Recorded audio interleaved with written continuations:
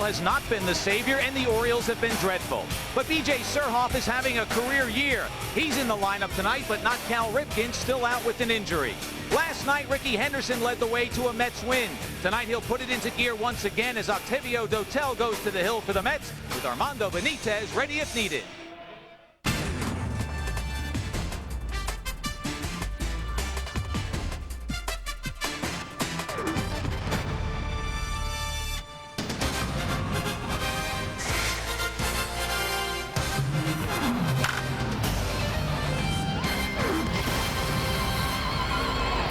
In these parts, all roads and rail lines lead to one of the best ballparks in America.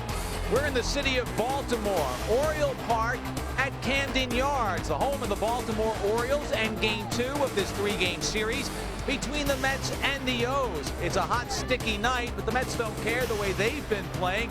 They're just looking forward to getting back out on the field tonight against Baltimore. Hi again, everyone. I'm Matt Loughlin. Glad you could join us on Fox Sports Net in New York.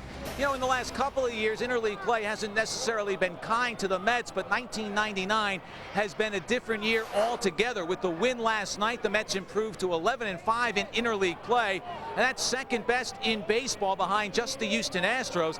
Baltimore's fared pretty well, but overall, the Mets are very happy about what they've done. They look to add their 12th win tonight as they take on the O's. And for more on this evening's game and a little look back to last night's contest, upstairs we go to Howie Rose and Fran Healy. All right, Matty, thank you. And last night, one of the stars of the show, as he so often is, Ricky Henderson, who just since the All-Star break last week has put up phenomenal numbers in what has been a very, very solid season. And when he came out of spring training, a lot of people felt this guy could not play baseball any longer. But boy, has he put it together this year. At 40 years old, he's hitting the ball hard.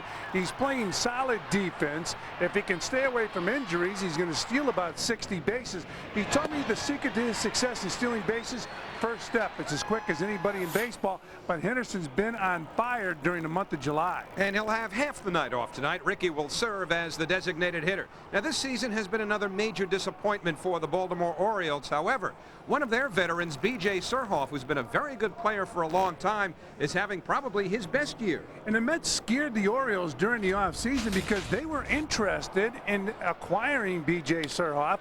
In fact, Ray Miller, the manager of the Orioles, told me that he made one phone call a week about a free agent, and it was to Peter Angelos, the owner of the Orioles. He said, please sign B.J. Surhoff, and he was right because look at those numbers this year. Yeah, Surhoff and Harold Baines, another veteran, having an outstanding year here in Baltimore. The Orioles will send Jason Johnson to the mound tonight, and for the New York Mets, Octavio Dotel. We'll be back with the start of tonight's game right after these messages. New York Mets baseball is brought to you by Coors Light, frost brewed for that refreshing taste. Tap the Rockies. By The Wiz, your ticket to entertainment. By TWA, adding new planes and new destinations in 1999. And by your local Toyota dealers. Toyota, every day. The Mets and Newsday present International Week 1999. The party starts with Budweiser's Hispanic Night, featuring a post-game concert. Saturday is Irish Night. Adults get a green Mets cap plus a post-game concert by Black 47. Sunday is Jewish Heritage Day, with pre-game music and kosher food stands. On Monday, the Mets salute the Asian community. Tuesday is African American Night, and Wednesday is Italian Night. For tickets, call 718-507-TIXX. Well, if you didn't know where this was, you'd think it's a ballpark out of the 1930s. But that's exactly the idea behind Oriole Park at Camden Yards, our site for tonight's game between the New York Mets and the Baltimore Orioles. I'm Howie Rose, along with Fran Healy and Matt Loughlin, as we get set for what is the second game of a 3-game series. The umpire lineups are brought to you by clickandsettle.com, where you can resolve your legal disputes online to avoid costs from getting out of line. That's not the pitcher, Rick Reed, of course. It is American League umpire Rick Reed. This is an American League park, so they use the American League umpiring crew. Al Clark at first, Larry Young at second, and Tim Tashita, the umpire, at third. It has been another disappointing season for the Baltimore Orioles under manager Ray Miller, who is rumored to be on his way out of here, if not right away, then most likely after the season. And one of the names that you hear bandied about as a potential replacement Tony La Russa. Talk more about that as this game progresses. Right now, let's take a look at Bobby Valentine's lineup for the New York Mets. Ricky Henderson in the leadoff spot, but he'll be the designated hitter tonight with Edgardo Alfonzo batting second at second base. Olerud, Piazza, Ventura, Agbayani, McRae, Ordonez, and batting ninth and serving effectively as a dual leadoff man with Henderson playing right field, the red-hot Roger Cedeno, who is among the league's batting leaders. And the Mets will be taking their hacks against Jason Johnson, pitcher that the Orioles picked up, Fran, from the Tampa Bay Devil Rays at the end of spring training. Yeah, Jason Johnson has struggled at home. He's had some success on the road, still feeling his way. You see his record 1-3 here with the Orioles. 25 strikeouts in 44 innings. He has a fastball, curveball, slider, and a changeup. And Ray Miller said he's still trying to learn, but he's learning the tough way. He's learning in the major leagues how to pitch. And defensively for the O's, it'll be Clark, Harrison, Bordick, and Minor in the infield. Surhoff, Anderson, and Bell left to right in the outfield. Charles Johnson behind the plate. Bordick leading all American League shortstops in fielding percentage, and he's very steady. Not as flashy as Ordonez, but a very steady shortstop. The shortstop who will go down in Baltimore history for moving Cal Ripken to third base. Fastball to Ricky Henderson upstairs for a ball to get us started. Speaking of Cal Ripken, he's on the Orioles bench in uniform and available to play, but he is suffering from a bruised wrist. The 1-0 on the way to Henderson, and it too is high. Ricky's had a good trip. Showed you the numbers just before the game. 8 for 13 since the All-Star break. His next run batted in will be the 1,000th of his major league career. And the 2-0 from Johnson. Another fastball high. Well, Jason Johnson well aware that Henderson can take that fastball in his first at bat and hit it over the wall. 75th time in his career. Last night he hit a home run in his first at bat. Second half surge, leading the Mets to wins as his own strike zone. So Johnson quickly behind. 3 balls, no strikes to Ricky Henderson. And the 25-year-old right-hander deals outside. So on 4 pitches, Ricky Henderson is a base runner. Well, this is what made Henderson such a great leadoff man. You got to be careful in pitching to him because he can hit the ball over the wall. When you're too careful, you walk him, and when you walk him, it's almost a double. Well, Henderson with 27 stolen bases. That's 5th of the National League. And now Edgardo Alfonzo's on an 8-game hitting streak. Fonzie comes in tonight 7th in the National League in base hits. He has 111. So Henderson will measure his lead.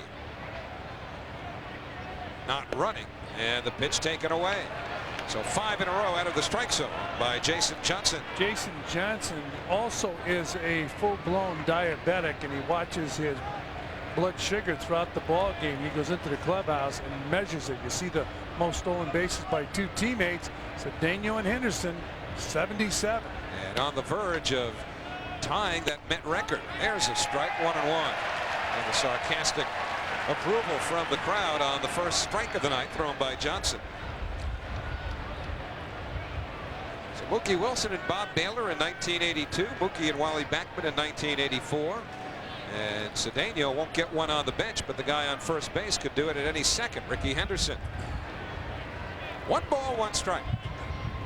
Infield, of course, at double play depth, but not before a check of Henderson at first. Henderson was telling me before the ball game he knows when he gets on first base that he's got an over-anxious catcher. Now, the Orioles have an outstanding throwing catcher in Charles Johnson, who has regained his defensive form here in Baltimore. He struggled last year in L.A. defensively. Inside, 2 balls and a strike on Alfonzo. It's been a struggle all year for the Orioles. Not so for Ricky Henderson.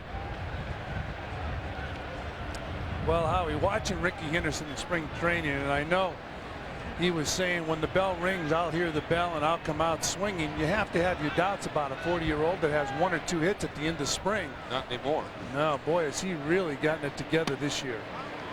3 balls, 1 strike. But I think everybody was doubting whether or not Ricky could go on at 40 years old. Ricky, before a ball game, will fool around with light weights to get the blood circulating, but he told me during the off season he does 300 push-ups a day. During the season, before he goes to bed at night, he'll do 75 to 100 push-ups. Doesn't believe in the weights. They make him tight. 3-1 to Alfonso. Ball 4. So 2 walks in a row by Jason Johnson to start the ball game. And he's in some instant trouble with John Olerud coming up, and Ray Miller has seen this stuff before. Well, Ray Miller, an accomplished pitching coach with the Orioles and with the Pirates. His philosophy, he gave out t-shirts with writing on the t-shirts: pitch rapidly, throw strikes, and change speeds. He said it's easy to teach a young player to pitch rapidly or to change his format. It's the older pitchers that are set in their ways, and you can't change them. If they work slowly, there's nothing a pitching coach can do. So Henderson at second, Alfonso at first, and John Olerud coming into this game second in the league in terms of frequency of getting on base, that on base percentage, but he takes the pitch for a strike, 0-1. Well, Johnson was trying to throw that strike with a fastball for the first 2 hitters.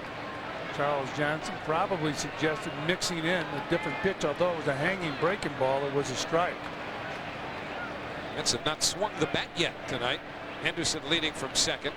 Good sized lead at first for Alfonso, and Olerud pops it up to the left side. The shortstop Bordick ranging into foul territory, and with the infield fly rule in effect, he puts it away. So the first Mets swing of the night produces an out. 1 away. Mike Piazza coming up. Well, Bordick really taking charge and going into foul territory to make this catch. This is a hittable ball for John Olerud, right in his wheelhouse, and he just gets under it. I'm sure John's not happy, but look at Bordick. I got it, and he catches it in foul territory. Now, if Robin Ventura is playing third base, he's going to catch that ball. Well, Mike Piazza caught up to the first pitch ever thrown in the major leagues by Jason Johnson. That was when Mike was with the Dodgers. Johnson's first pitch, a fastball that's high for ball 1. August 27th, 2 years ago, 1997, Johnson made his big league debut for the Pirates against the Dodgers at Three Rivers Stadium. Came on to relieve Steve Cook in the second inning. The first batter he faced was Piazza, and on the first pitch he threw in the big leagues, Piazza went deep, a 3-run homer. Here, a bouncing ball snagged by Minor. His only throw or play is to first, but it's a wide throw, and the bases are loaded. Well, you don't see Mike Piazza get many infield hits. But right there, he got an infield hit because Minor dove for the ball. Minor's about 6'7". Takes a little while to get up and throws a bullet across the infield, but Piazza is able to beat the throw. So an infield hit for Mike Piazza. Nice play by Minor, keeping the ball in the infield. You see Piazza, when you smell a hit, you run. When he saw Minor go down, he said, you know what, I might be able to get an infield hit. So Ventura in an RBI situation, and that's been his specialty this year. Lays off, 1 ball, no strikes. Robin 10th in the National League with 68 runs batted in. He was slumping until last night when he had 3 hits and 4 trips. He had been only 2 for 22 before that. Infield at double play depth with 1 out. No score. We're in the first. Fouled away, 1-1. Well, Ventura a little bit late on that fastball, fouling the ball back. We saw Johnson get Olerud to pop up a ball that he was behind on. A pretty good fastball. In fact, Ray Miller talked about that. He said he liked the way Johnson's fastball at times will explode by hitters, and he's not sure why, because he said he throws the ball about 90 miles an hour. But there are certain pitches, whether it's they're hiding the ball better or a hitter's having trouble picking it up from his release point, they tend to be late on certain pitches. That's on the inside corner. A ball and 2 strikes now to Ventura. Must be tough, though, pitching in major leagues and being a diabetic. Between innings, he goes in occasionally during the course of the game to test his sugar level in the blood. Henderson trying to distract him from third. Swing and a miss. Ventura down on strikes with the bases loaded. Oh, that's that fastball Ray Miller was talking about. Johnson has yet to experience success in the major leagues, but you gotta like that fastball. Ray Miller was saying when he sits in the dugout and sees good major league hitters swing late on a fastball from this guy, he's impressed with his fastball. Remember now, Ray Miller knew him from the Pittsburgh Pirates system. Ray was the pitching coach there. So now with 2 out, the bases remain loaded for Benny Agbayani. And the breaking ball misses down and away, 1-0. Now Benny has certainly cooled off, although that .302 average more than respectable. Only had 6 hits in his last 34 trips, covering the last 13 games he's played. He's got a chance here to get the Mets in front. 2 out in the first, bases loaded. At the knees, a ball and a strike. When you see a hitter kick his leg up high, you know in the minor leagues he was a good fastball hitter. You cannot get to the big leagues if you can't hit the fastball. So you might as well test him out with the breaking ball and see if he can adjust to the off-speed pitches. His last 13 games, Agbayani really struggling. Foul tip, and now Johnson is a pitch away from getting out of this mess. That was a pitch that Agbayani has to drive. Very hittable pitch. You see that high leg kick? There's a fastball just a little bit below the belt, and it's a good rip, but he missed it. Again, another look, fastball, bang. Now he's up in the count. Agbayani with a good rip of the fastball. You got to test him with that breaking ball. Johnson has thrown a few in this inning for strikes. Henderson, Alfonso, and Piazza are the base runners.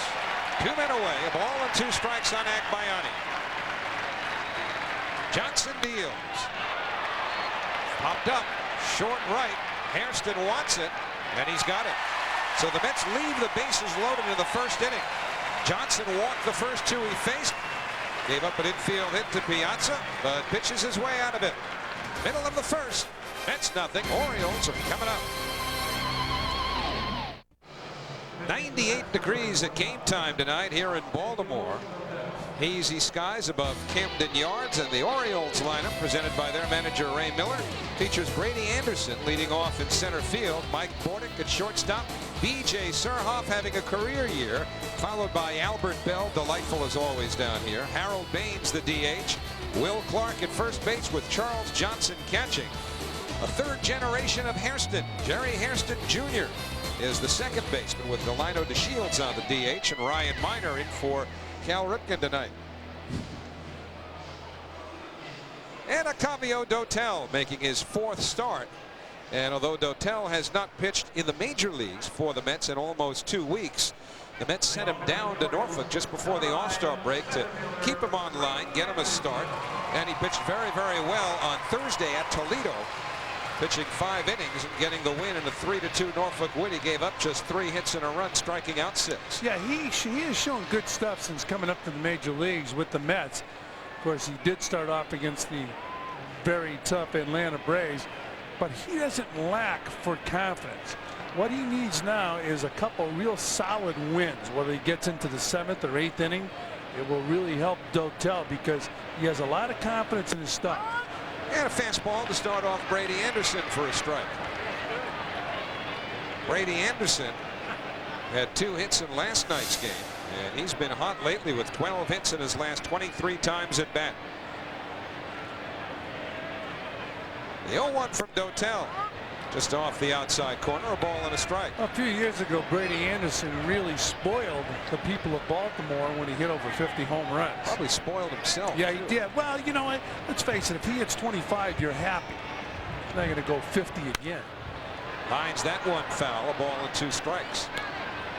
Anderson has 12 home runs this year, but for as hard as Dotel throws, and Anderson's hoping to turn one of those fastballs around, the other thing to look for from Octavio Dotel, that changeup, which is something he's trying to master along the lines of his idol, Pedro Martinez. He considers the changeup his 4th best pitch, but that can graduate to his 2nd best pitch.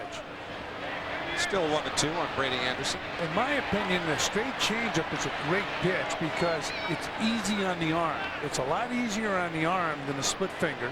It's easier on the arm than the breaking ball. We've seen Pedro Martinez, who has the best in baseball, live with a real good fastball and a straight changeup. Occasionally, he mixes in a breaking ball. And the 1-2 pitch to Anderson. There's the breaking ball, and Anderson's down on strikes. Good start for Octavio Dotel, 1 man away. Well, the cry has been all year for the Mets, we got to get another pitcher. The Mets need another pitcher. Well, maybe they don't have to go out and get another pitcher if this guy can live up to his billing. Here's a good breaking ball down and out of the strike zone, striking out Brady Anderson. So with 1 out, the shortstop Mike Bordick goes the other way. Roger Cedeno drifting back. Quickly, 2 men gone.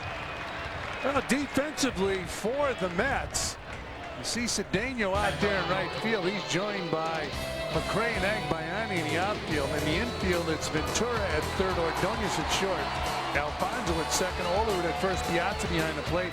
Alfonso, 50 straight games without an error. Wouldn't it be something with a move this season to second base? If he wins the Gold Glove, and he's got a great shot at it. Well, it's a position that he was familiar with, having played it earlier in his major league career. He was probably more concerned than anybody else about his ability to make the move. Inside to B.J. Surhoff. Well, he was telling me, Alfonso was telling me earlier in the year, there's so many things that you have to think about at second base that you don't have to think about at third base. And now he's comfortable back at second base. B.J. Surhoff, the batter, has been comfortable all year. A strike to Surhoff, 1-1. Yeah, but as I mentioned in the open, Ray Miller said the only player he's ever called Peter Angelos about has been B.J. Surhoff during the offseason, last offseason, because he was afraid Surhoff was going to sign with another team as a free agent.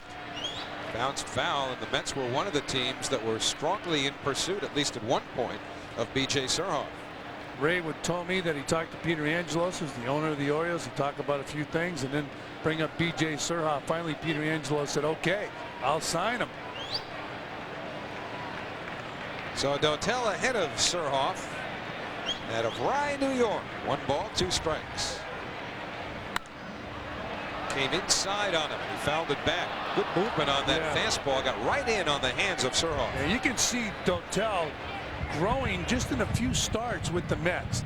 And as we mentioned, he has a lot of confidence. In contrast to Jason Isringhausen, who lost his confidence. This guy was upset he wasn't in the big leagues early in the season. Low 2-2. Dotel wanted it. I read an article in one of the New York newspapers where Dotel was talking about how he should be in the major leagues. He's ready for the major leagues. Hit the nasty pitch right there. Could have gone either way. Close enough to be called a strike. So the count 2-2 with 2 outs, nobody on. Scoreless game. We're in the first. And Dotel delivers. Did he go around? He certainly did, says third base umpire Tim Toshida. So good start for Octavio Dotel. Strikes out Anderson and Surhoff with a harmless fly ball from Bordick in between. 1 in the books. No score. McDonald's and the Mets invite you to bring your youngster to a Mets game for free. Visit the McDonald's McFamily Activity Center and pick up a coupon to buy 2 tickets for the price of 1 to selected Mets games. And you and a guest could win a trip to Florida for Mets spring training next year. For every ticket order, the Mets will donate $1 to Ronald McDonald House Charities. Get your coupon at participating McDonald's restaurants while supplies last. No purchase necessary to enter. Entries must be received by September 30th, 1999. See store display for rules. Second inning in Baltimore. Mets and the Orioles scoreless as we head to the second inning. Mets left the bases loaded in the top half. I'll try and deliver with the bottom third of the batting order. Brian McRae, Ray Ordonez, and Roger Cedeno to face Jason Johnson. Camden Yards. This place opened in 1992, the first of those retro ballparks which have become all the rage. McRae behind the fastball, 0-1. It's been a struggle recently for Brian McRae. He's batted just .159 over his last 25 games. That batting average now under .230. So after a good month of May and a good start to June, he has struggled. 1-1 now to the Mets center fielder. Ryan with 2 for 12 on this road trip, which started in Tampa Bay. That's taking 2 of 3 from the Devil Rays. 1-2 on McRae.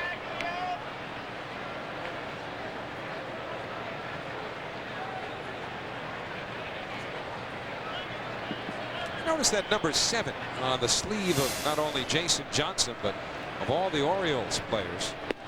Outside 2-2. It's a tribute to Cal Ripken Sr. But you should also remember another Oriole who wore the number 7 who died recently. Yep, Mark Belanger. Yeah, from Pittsfield, Massachusetts. Mark Belanger. There's the third base coaching box. Cal Ripken Sr. for years a member of the Orioles organization as a coach, as a manager.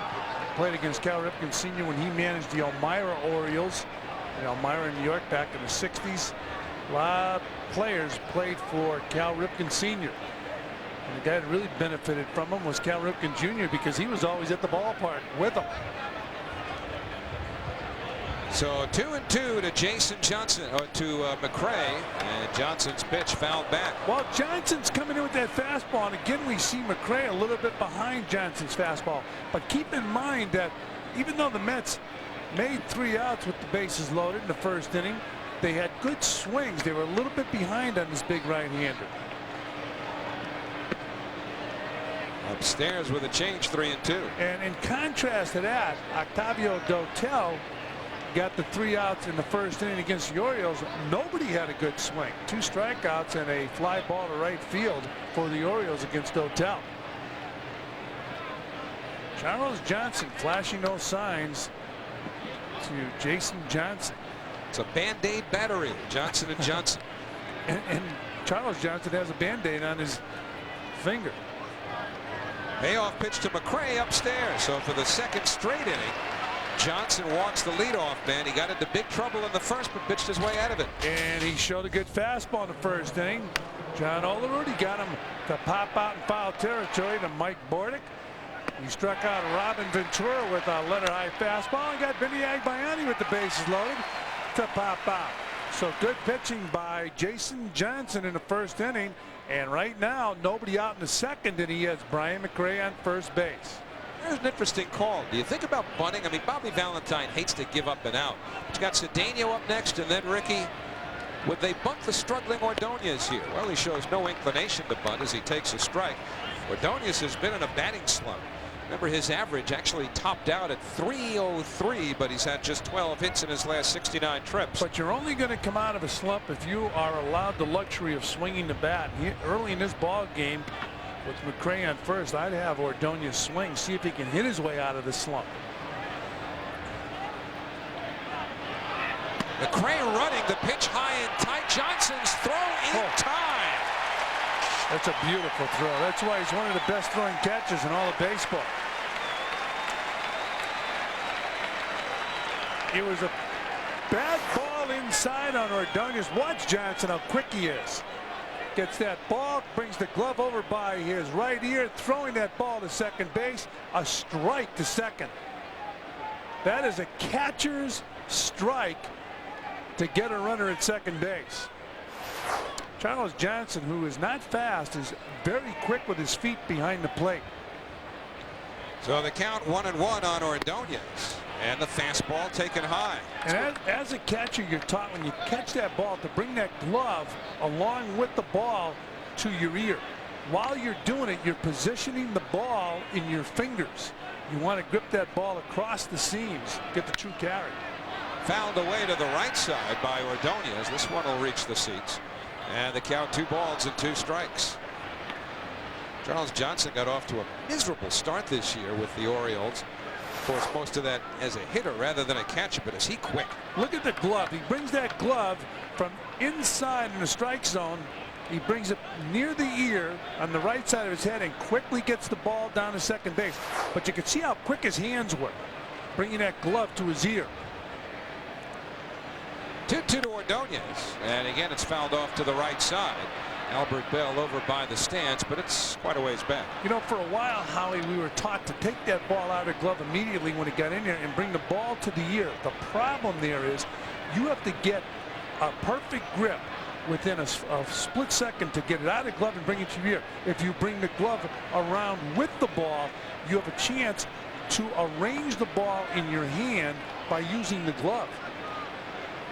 Then you, and like I said, you want the ball across the seams for the true carry. Just off the outside corner. So full count. You grab that ball with the seams, you got a problem because you get that ball moving like it's not a bad pitch right there. Again from up top. The ball right on the outside part of the plate. Johnson's already walked 3, and this will be a payoff pitch to Ordonez. Well, Ray will still go after that high fastball.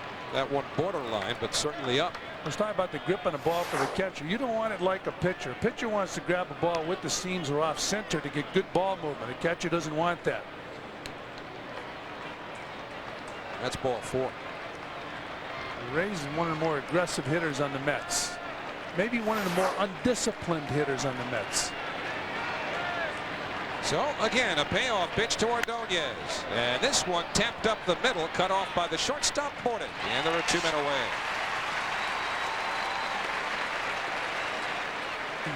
So Johnson, helped by McRae being thrown out by his battery mate Charles Johnson, now with 2 out, nobody on it. Roger Cedeno will bat.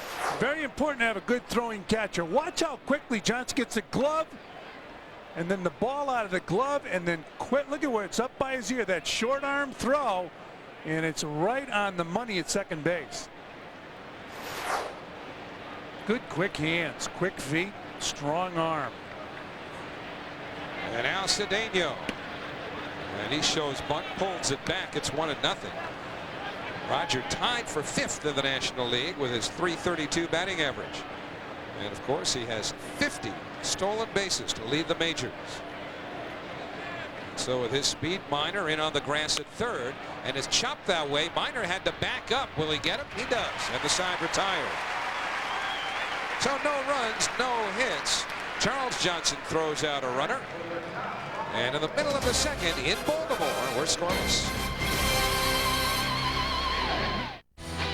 New York Mets baseball is brought to you in part by the New York Lottery. Play New York games because, hey, you never know. And by OTB. At New York OTB, we've got your number. And this is the Baltimore Inner Harbor. You're looking to take the kids on a weekend vacation or excursion, this is a pretty good place to do it. Catch a ball game one day or night, spend the next day, or if you have a couple of days touring the harbor, various museums, restaurants. Great vacation spot in what is really one of the model cities in the United States for urban renewal. Eat some crabs. Okay. Is that in order? They're great here in Baltimore. Well, Albert Bell receiving less than a warm reception from the crowd. Some would say that simply is in reciprocation to he's been known to treat a fan or two.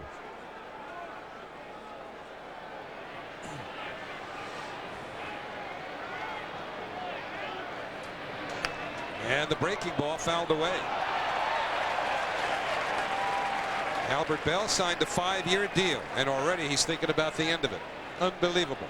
Not only a 5-year deal, I mean, it's a comfortable 5-year deal. 4.5 years to go. It's incredible. Make a statement like that. Fouled back.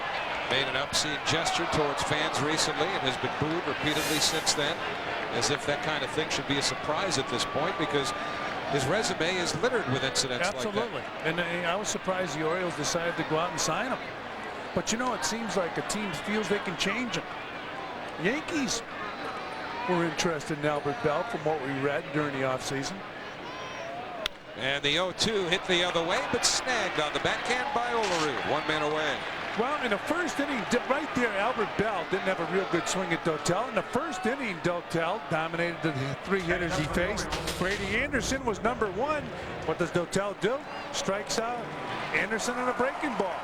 And then Mike Bordick just Easy fly ball to Daniel Wright, and B.J. Suroff, batting well over 300, gets handcuffed by Dotel. Couldn't check his swing. So Dotel's got the first 4, and now he goes after the most productive designated hitter of all time, Harold Baines. Not quite sure how to receive that, but Harold Baines has now played more games as a designated hitter than anyone else. He's the all-time DH leader in hits, home runs, and runs batted in. In fact, 2 of those milestones were reached just over the weekend. I'll tell you, Dotel's got special stuff right here early in this ballgame. Very special stuff. Good breaking ball, overpowering fastball. Look at Baines' stats. Hall of Fame statistics. Well, he passed Hal McRae as the all-time hits leader among DHs on Friday. And he passed Don Baylor for the all-time home run mark for a designated hitter on Sunday, yesterday.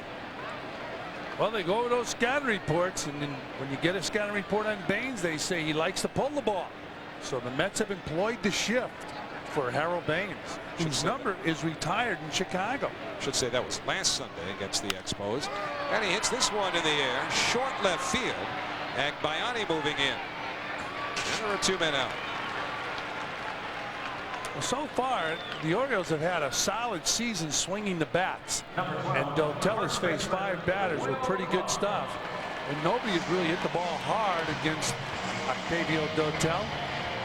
Great hitters ballpark. Camden Yards. Just mentioned their offense. They get a solid offense. Pitching staff has hurt them. The relief pitchers have blown 20 saves prior to the All-Star break. And now Will Clark, the first baseman for the Orioles, pulls one to his counterpart Olerud, who completes the spring training play to Dotel. And for the second straight inning, the Orioles go in order. So Will Clark grounds out. And at the end of 2 here in Baltimore, scoreless.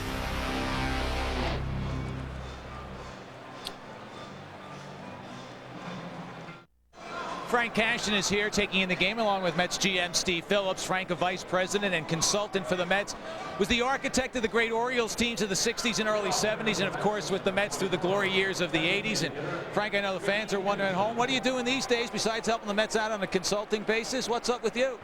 Well, I live on the eastern shore of Maryland, about 60 miles from here, and I live there in the summer and live in Florida in the winter, and it's a pretty good life. Well, it sounds like it. Now, you have feet in both camps, obviously, with the Orioles beginning and the Mets ending up the career. Take a great Orioles team from the stretch when you were here and the great Mets team of '86. That'd be some World Series, huh? Who would win? Well, it'd be hard to say. Those Oriole teams had great pitching. We had 4 20-game winners. We had pretty solid ball clubs. We won the pennant in '66. 69, 70, and 71. Everybody in New York remembers the 69, of course. I was running the Orioles. We then went on and had 73 and 74, won the Eastern Division of the American League, and lost to those Oakland teams that went on to win a pennant. Now, everyone remembers, as you said, in New York, the '69 season, the Mets win the World Championship, beating the Orioles. Jim Palmer, of course, a member of that great club. What's your take on that? And the Mets fans obviously have a different view. What was your view of it? Well, my view of it, that it was the worst year of my baseball life at that point in time. Everybody tried to tell me it was good for baseball, and I didn't agree with them. But, you know, with the passage of time, I would agree it was a good thing for baseball. Well, it certainly was a great thing for the Mets. We appreciate your time and continued success. By the way, he's going into the Baltimore Hall of Fame, fellas. So Frank Cashen certainly has made his mark in this city and in baseball. All right, Matty, 3 balls, 1 strike now to Ricky Henderson. I'll throw an opinion at you, Fran, see if you agree. Of all the multiple winning organizations over the last 40 years, 35, 40 years, I think those Orioles teams of the mid to late 60s through the early to mid 70s were the best of the whole bunch. Yeah, they had some great talent. Frank Robinson was the key. Henderson hits one in the air, deep left center. Anderson to the warning track at the wall. He makes the catch. So Ricky, who led off last night's game with a home run for the 75th time, almost took Johnson deep. Number 13, second baseman Eduardo Alonso. Oh, Ricky Henderson getting a fastball down and away, and he goes out and rakes it, almost picks up a home run. Brady Anderson getting back to the wall to, if he had to time his jump. but it was a few inches short of going over the wall. Edgardo Alfonso takes downstairs for ball one. You know, talking to Frank Cashin about trades, he said that the trade he regretted most at the time was a few years back when he was running the Mets as general manager. He said it was trading away Jeff Reardon. So that really bothered him. Well, Jeff Reardon, of course, went to the Montreal Expos when Ellis Valentine came to the Mets. The idea behind that trade at the time was to buy time in right field for a youngster by the name of Darryl Strawberry. Remember, Strawberry had been drafted in 1980. The Mets saw Neil Allen emerge as a quality reliever right around that time, and so they had essentially two qualified closers in Allen and Jeff Reardon. Frank Cashin rolled the dice, sent Reardon to Montreal. Ellis Valentine didn't work out in New York. Well, Valentine had a lot of talent. He also carried more than just Samsonite luggage with him. He had a lot of luggage and a lot of baggage, and it hurt Valentine, hurt the Mets organization for a while. Bobby Valentine, a coach with the Mets when Darryl Strawberry came up to New York in 1983. 3-1 to Alfonso, and he lines it the other way. Albert Bell towards the warning track. And there are two men out. So a couple long fly balls. Nothing but outs here in the third inning for New York. But Johnson has pitched up. We talked about that fastball. The Mets are taking some good rips at it early in the game. Olerud was behind on the fastball. And when you pitch up, you're in the danger zone. If a hitter gets a ball up there and gets on top, hits the ball hard, gets the head of the bat out there, he's going to drive it over the wall, especially here in Camden Yards. John Olerud takes upstairs. Talking about those trades Frank Cashin made, two of the best. Well, certainly the one that he made to acquire Keith Hernandez. Yeah. Neil Allen, the guy we were talking about, went to St. Louis. The 1-0 to Olerud, taken low, and then of course he picked up David Cone from the Kansas City Royals for Ed Hearn. Cone went on to win 20 games for the Mets in 1988 when they won the division. And our congratulations to David on his perfect game yesterday. Yeah, great game by David Cone. 2-1 now to John Olerud. Of course, when Frank Cashin picked up Keith Hernandez, then he had to convince Keith to stay. Keith wanted to leave because the Mets, he didn't think were going anyplace. He became a very important part of the championship team. 2-2 to Olerud. I asked Jay Horowitz a question a few days ago. The most popular player the Mets have had since he's been the public relations director. Well, that goes back to 1980. Darryl Strawberry. He said by far. And you just mentioned Darryl coming out of the minor leagues. Well, I'll tell you what, as long as you mention it in that context. I was at WFAN. We went on the air in 1987. It seemed for the first year we were on the air, that's the only thing people called to talk about. Winter and summer. There's Jay Horowitz. Inside, ball 4 to Olerud. So that's 4 walks issued now by Johnson. And this one does not come at the best time for him because now he's got to go after Piazza. You know, he kind of surprised when Jay said that because they had a lot of popular players. They had Doc Gooden, they had Darryl Strawberry, Gary Carter, Keith Hernandez. Lenny Dykstra was as popular, I thought, as anybody. Mookie Wilson. Here's a guy who's become very popular in New York. Piazza with an infield hit his first time up, so he's now had 2 hits and 2 trips against Jason Johnson, including that 3-run home run a couple of years ago on the first pitch of Johnson's career in the major leagues. 1-0 on Mike. Johnson misses with the breaking ball to Piazza. Now he's been throwing that fastball up in the strike zone. Piazza's been on fire in his last 8 games. 364 to left center field here at Camden Yards. And the fastball, 1-1. 92 miles an hour, so Johnson's getting it up there. If you're a hitter in the major leagues, you like to hit here in Camden Yards.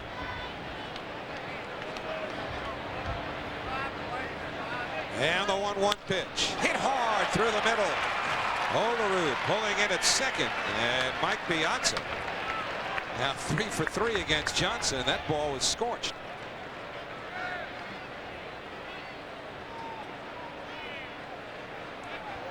Well, when you're pitching to Piazza, you want to keep him off balance. You'd like to stay away from that good fastball. If you could get that off-speed stuff over. Well, Johnson started him off with the break ball and missed. That was an important pitch because he comes back with a fastball, gets a strike, another fastball, bang, a bullet into center field. I mean, it's something to watch Piazza up close during batting practice. Ball explodes off his bat. And Bruce Keeson, the pitching coach of the Orioles, longtime Pirate pitcher, later went on to the Angels, trying to settle Johnson down here. You saw Jim Palmer a few moments ago in the HDS booth broadcasting Oriole baseball, and he helps out with some of the pitchers. Also, Mike Flanagan, who's a broadcaster with the Orioles, he'll help out with some of the pitchers here in Baltimore. There's Diamond Jim. Ray Miller, a pitching coach. So it's a lot of work with the pitchers, and what has happened? Pitching staff is struggling with all that work, with all that help. Bruce Keeson, the pitching coach. Olerud at second, Piazza at first. Ventura hit with the bases loaded in the first inning and struck out. Way out in front, 0-1 to Robin Ventura. So Johnson started him off with a changeup, and Ventura was way ahead of it.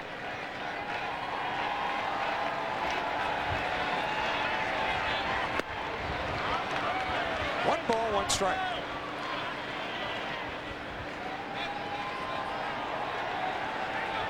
Robin, 68 runs batted in. Olerud in scoring position at second. Piazza at first.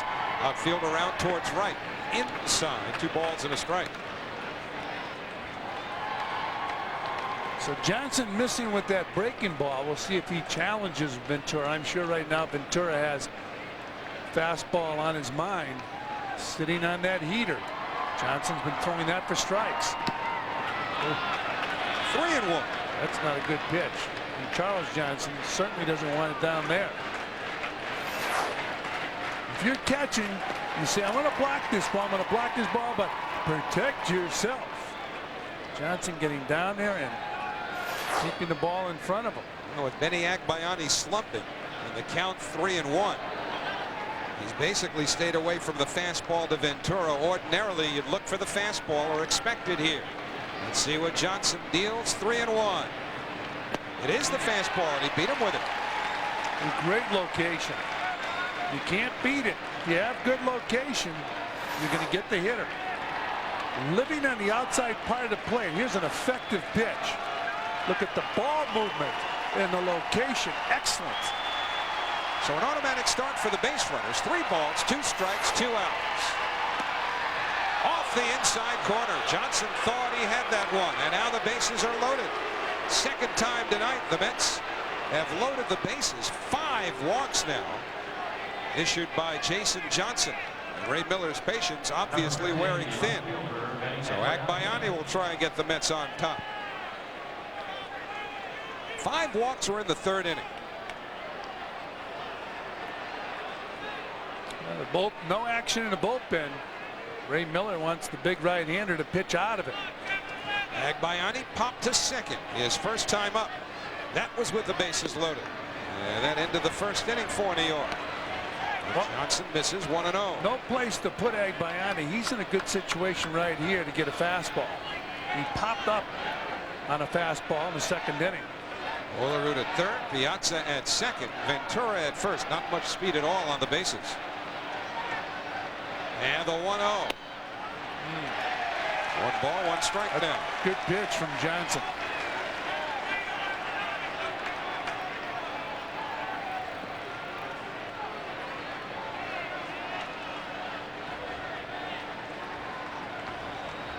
A lot of pitches for this early in the game. And the 1-1. Ripped foul. So now Johnson, really for one of the few times tonight, pitching in front in the count. 1 ball, 2 strikes. He's been throwing ball 1 virtually all night. And that will drive the pitching coach crazy. I mean, it's tough to live with the base hits and the RBIs, but when pitchers are always behind on the count and they're walking hitters, the manager's unhappy, the pitching coach is unhappy, the catcher's tired. He looks thrilled, doesn't he? He does. 5 walks in 3 innings. Looks like he wants to punch him. He's ahead of the count, 1-2. Came inside, and it's still 1-2. Well, he busted Agbayani on the hands. See if he sets him up now for the breaking ball away. He's got that luxury with a 1-ball, 2-strike count.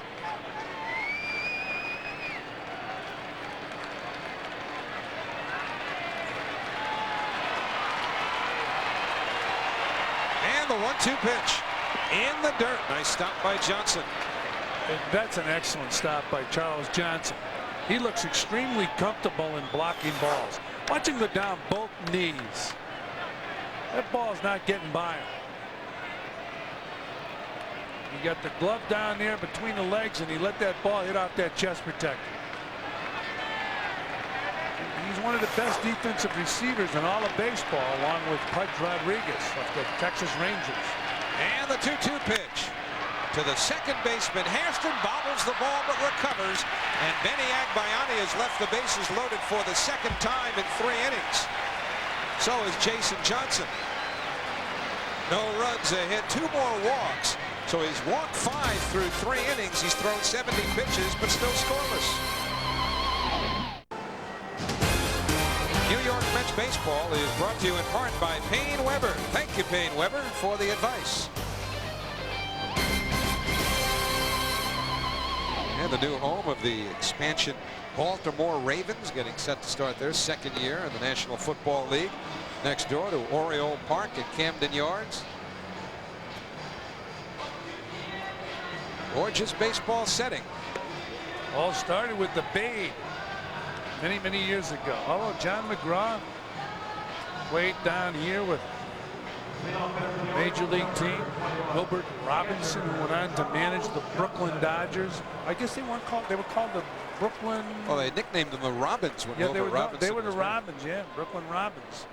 Wilbur Robinson and John McGraw came up with the idea for duck pin bowling. How about that? Charles Johnson, Jerry Hairston, and Ryan Miner, none of whom we assume have much knowledge of duck pins. Takes ball 1 from Octavio Dotel. Told you Johnson got off to a miserable start at the plate this year. He's batted .176 during the month of April. And Dotel behind him, 2 balls, no strikes. But he's worked his average back up to .254, 13 homers and 35 RBIs. Well, when he first came up, he had a long swing. You know, a number of teams have worked with him to try to cut that swing down, because in the major leagues you can't be, unless you're extremely strong and quick, you can't mess around with the long swing.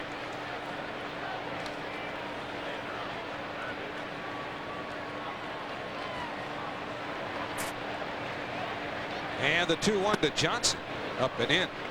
Should correct myself, Fran. The Ravens will be starting their 2nd year in their new ballpark, their 3rd year in the NFL. In fact, the Ravens' 1st year in the National Football League, they played at Old Memorial Stadium, which is where the Orioles played before Camden Yards opened in 1992. Full count now to Charles Johnson. Dotel coming right back and just challenging the Oriole catcher. So a full count to Johnson, leading off the Baltimore 3rd. Dotel has struck out 2. Bounce foul. Took something off that pitch, 3-2.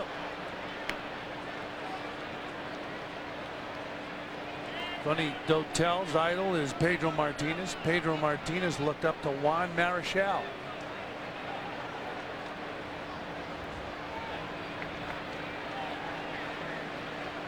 Payoff pitch again, and another foul ball. Dotel coming back and throwing strikes. He fell behind Johnson, and now the count is 3-2, but he's been challenging him. Think he bears a little facial resemblance to Juan Marichal? No. Me neither. And the payoff pitch popped up. Piazza thinking about getting rid of the mask, but now Ventura takes charge. So 7 in a row retired by Dotel. Hey, Mets fans, the official Mets catalog has the best selection of authentic Mets apparel. And now you can shop online. Visit the Mets website at www.mets.com and click on the official Mets catalog icon to see the great-looking jerseys, T-shirts, caps, and jackets. That's www.mets.com. Well, the Mets have to like what they're watching right now from Dotel. Just his presence on the mound. And Jerry Hairston's presence in the Oriole lineup due largely to the injury suffered by Delino DeShields, who is rehabbing as we speak. DeShields with a strained right hamstring. Shields has not been able to stay away from injuries throughout his career. 1-1 to Jerry Hairston, whose father and grandfather both played for the Chicago White Sox. In fact, his grandfather became the first African American ever to have played for the White Sox. Yeah, Wallace has to like Dotel tonight. Yeah, good movement. Yeah. And the ball fouled away. He has good ball movement tonight with that fastball. Good location with the fastball. He's throwing a quick breaking ball. He's throwing it for strikes. And again, you get back to the word confidence. When you get to the major leagues, you know, you're trying to feel your way and you're not immediately confident, but he brought the confidence with him. He's ahead of the count, a ball and 2 strikes on Jerry Hairston. And the breaking ball, he just gets a piece. Got away with a hitter's pitch right there. Harrison out in front and on top of that breaking ball. One of the bad pitches Dotel has made in this ball game, and Harrison was not able to take advantage of it. A little bit over anxious with the hanger and got on top. Watch him get out there in that front foot. Up. Because it was a breaking ball, he was way out in front. And the 1-2 from Dotel. Another breaking ball. He overthrew that breaking ball. Sometimes when you overthrow it, it tends to back up. It's called a backup slider. See where Piazza's glove is. Look where the ball ends up. Get underneath the breaking ball too much when you try to overthrow it. You lose control of it. So the 2-2 to Hairston. And that's popped up to the right side. Olerud in foul territory. 8 in a row retired by Dotel. He's been heating up the building tonight with that fastball, but right up there was some heat before the game. The fire extinguisher was very important. A fire before the game here at Camden Yards, and they had to rely on fire extinguishers to put it out. They did a nice job. Grounds crew's real interested, aren't they? These guys have the hoses and they're worried about the infield. They said, oh, here come the firemen. Here come the professionals. We're going to put it out. Whoop.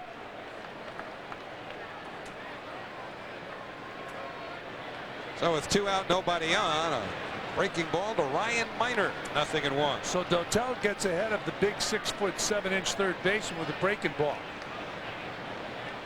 Miner has really struggled with that bat. One of their better prospects. He was called up on Friday after Ripken was hit on the hand. And Dotel ahead of him 0-2. He was hitting about 240 in AAA, and that was of some concern to the coaches and the manager of the Orioles, because, you know, you see guys come to the major leagues that are hitting 300 in AAA and struggle in the major league. So if you're struggling in AAA, you have to be concerned if you're Ray Miller. And the 0-2 pitch fouled back.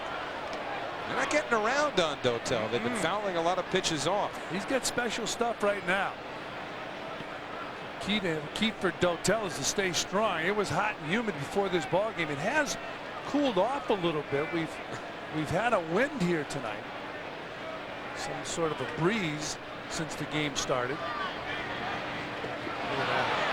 This guy's getting nasty stuff right now. Well, Octavio Dotel, perfect through 3. He's retired all 9 that he's faced so far. 3 of them now via the strikeout. 3 in the books, no score. 4th inning, which means time for our F-Flat trivia question. And tonight we're talking about outstanding glove men in Mets history at second base. Told you that Edgardo Alfonso has now gone 50 games in a row, working on his 51st without making an error. We'll get you the answer to this one in the last of the 4th inning. Bottom third for the Mets, Brian McRae, Ray Ordonez, and Roger Cedeno against Jason Johnson, who's been all over the place, but the Mets have been unable to break through. Left the bases loaded twice. Once in the first, really twice in the first when you consider Ventura and Agbayani both went down. 0-2 now to McRae. Mets had the bases loaded 1 out in the first, but Ventura struck out. Agbayani popped out. And then in the third, after the first 2 were retired, Agbayani bounced out with the bases loaded. Still 0-2 on McRae. In these American League games, if you will, games in the American League Park, Bobby Valentine has been able to get all 4 of his outfielders in, if he's seen fit, using one as the designated hitter, as he's doing tonight with Ricky Henderson. In the old New York Life in-game box score, 2 for 2 for Mike Piazza. Off the bare hand of Johnson, Hairston recovers, 1 away. 1-4-3 if you're scoring.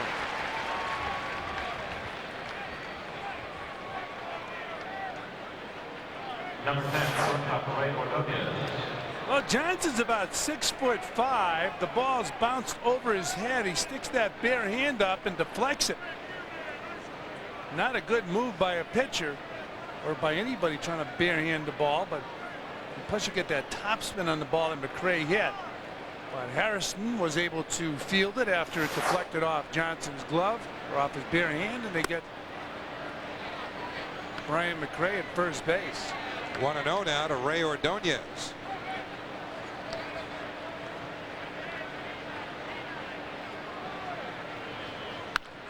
That's hit hard, but right at the shortstop, Mike Bordick. Once again, Ray chasing that high fastball. Hit that ball very hard. He was able to get on top of Johnson's high fastball. And Bordick reaching up and grabbing that line drive.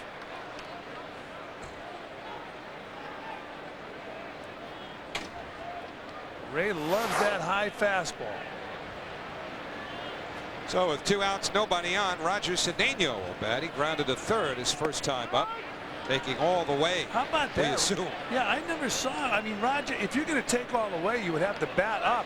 But his back was out in front, and he was bringing it back when Johnson threw that ball.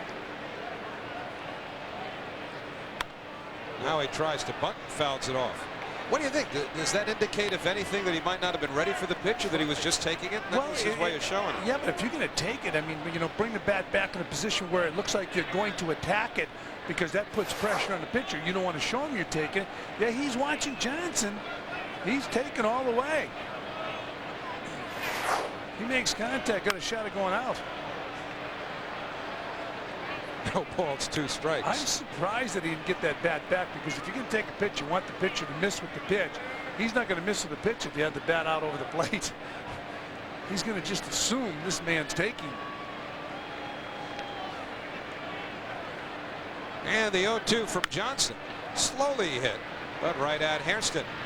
And for the first time tonight, Jason Johnson gets the Mets unscathed. Nothing across, middle of the 4th inning. We're scoreless.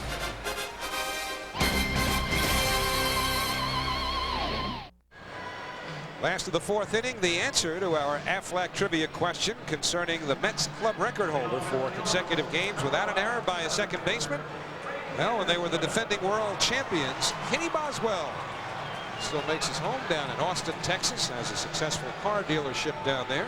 Occasionally, he goes over to the Dome when the Mets are in town. Yeah. In fact, Kenny was in New York back in early May when the Mets honored their 1969 World Championship team.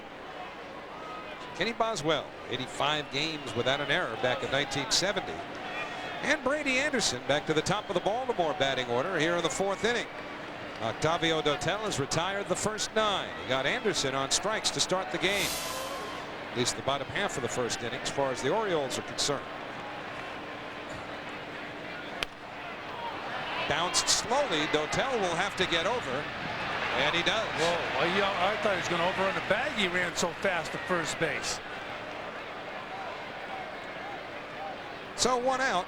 And this copyrighted telecast is authorized under television rights granted by the New York Mets solely for the private non-commercial use of our audience. Any publication, reproduction, retransmission, or other use of the pictures, descriptions, and accounts of this game without the express written consent of the New York Mets is prohibited.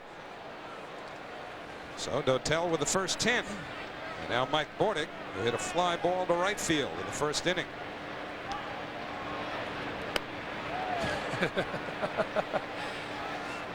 Know the feeling. Nobody on. Less than 2 strikes. Ball bounce. You're the catcher. Try to avoid it. So far, Dotel has shown very good stuff in this ball game. The Orioles have yet to take a real good rip at his stuff and make contact. There's that slider, but it's off the plate, 2-0. Well, Bordick had a much easier time supplanting Cal Ripken at shortstop than Manny Alexander did. Nothing doing yet on the Oriole in-game box. That could change here. It's 3 balls, no strikes. Remember what a hard time everybody around here gave Manny Alexander when he was awarded the shortstop job and they moved Ripken to third a few years ago? Oh, yeah. Really ran him out of town. Ran him out of Baltimore. He ended up with the Mets. Manny now with the Chicago Cubs. Fastball for a strike to Bordick, 3-1.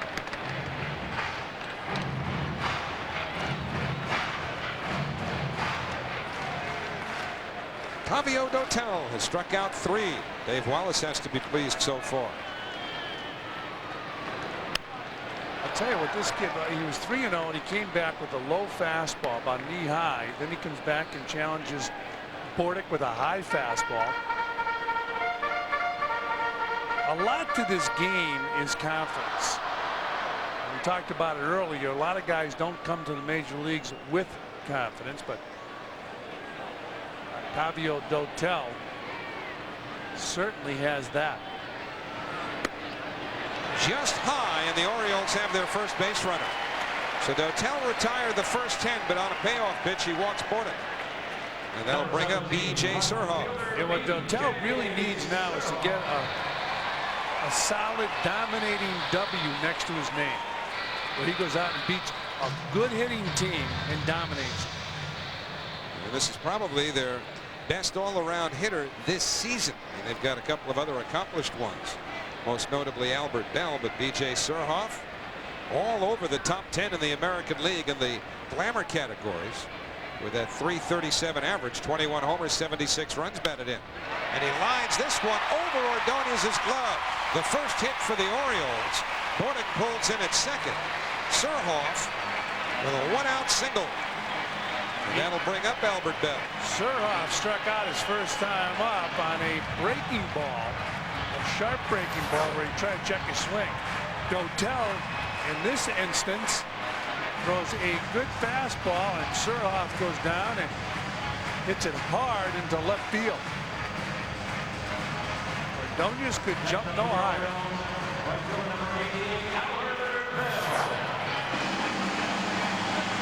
You see the American League leaders in hits. B.J. Surhoff tying Derek Jeter. Jeter having an MVP type season. So Albert Bell with runners at first and second. That's a double play depth on the infield. And the fastball misses up and in. Well, the Orioles are hoping that Albert Bell will get real hot during the course of the second half of this season. He's had some real solid second halves. 49 homers, 152 RBIs last year. He's also had 50 homer year, a 48 homer year. And he pounds this one to center, but right at McRae. Hustling back to second is Bordick, and he beats McRae's throw. So Bell hit it on the nose, but right at Brian McRae for the second out.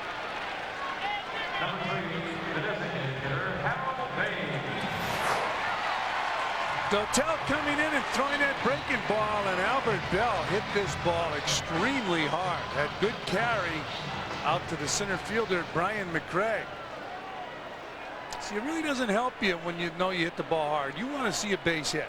You can see the expression on Bell's face. Harold Baines flew out to left his first time up. Fouled straight back. Talked earlier about Baines, one of the few players who had his number retired while his career was still going strong. The White Sox retired his number in Chicago. Think about this. You know, until the last couple of years, he was the White Sox all-time franchise home run leader with 220. Fastball high. I mean, that's a team that throughout their history seemingly never had a big home run hitter, save for a year or two here or there. They had Richie Allen. Bill Melton had a couple of good years. Remember him? He was a home run hitter, third baseman with the White Sox in the 70s. They never had the thumpers. Now Frank Thomas has surpassed Baines for the White Sox club home run lead of all time. And the pickoff play at second winds up in center field. Bordick headed to third. He was only halfway to third by the time Surhoff got into second. Of course, Bordick had to pick himself up and head to third base, but the throwing error by Dotel pushes two into scoring position with 2 outs. Well, Dotel wheels, and he has that sling-type motion when he throws, and he got a tail on that ball that tailed away from Ordonez. Dave Wallace is going out there for one reason and one reason only, just to calm him down, get that error off his mind. Boy, you could read Dave Wallace's lips, just telling him more than once, don't worry about it. He's trying to calm him down. He's got 2 men out. 1 ball, 1 strike count to Harold Baines. So important to nurse Dotel through some of these ball games and get him on the right track. Maybe he's your answer to finding another pitcher. Compared to a lot of the names thrown around, I like Dotel.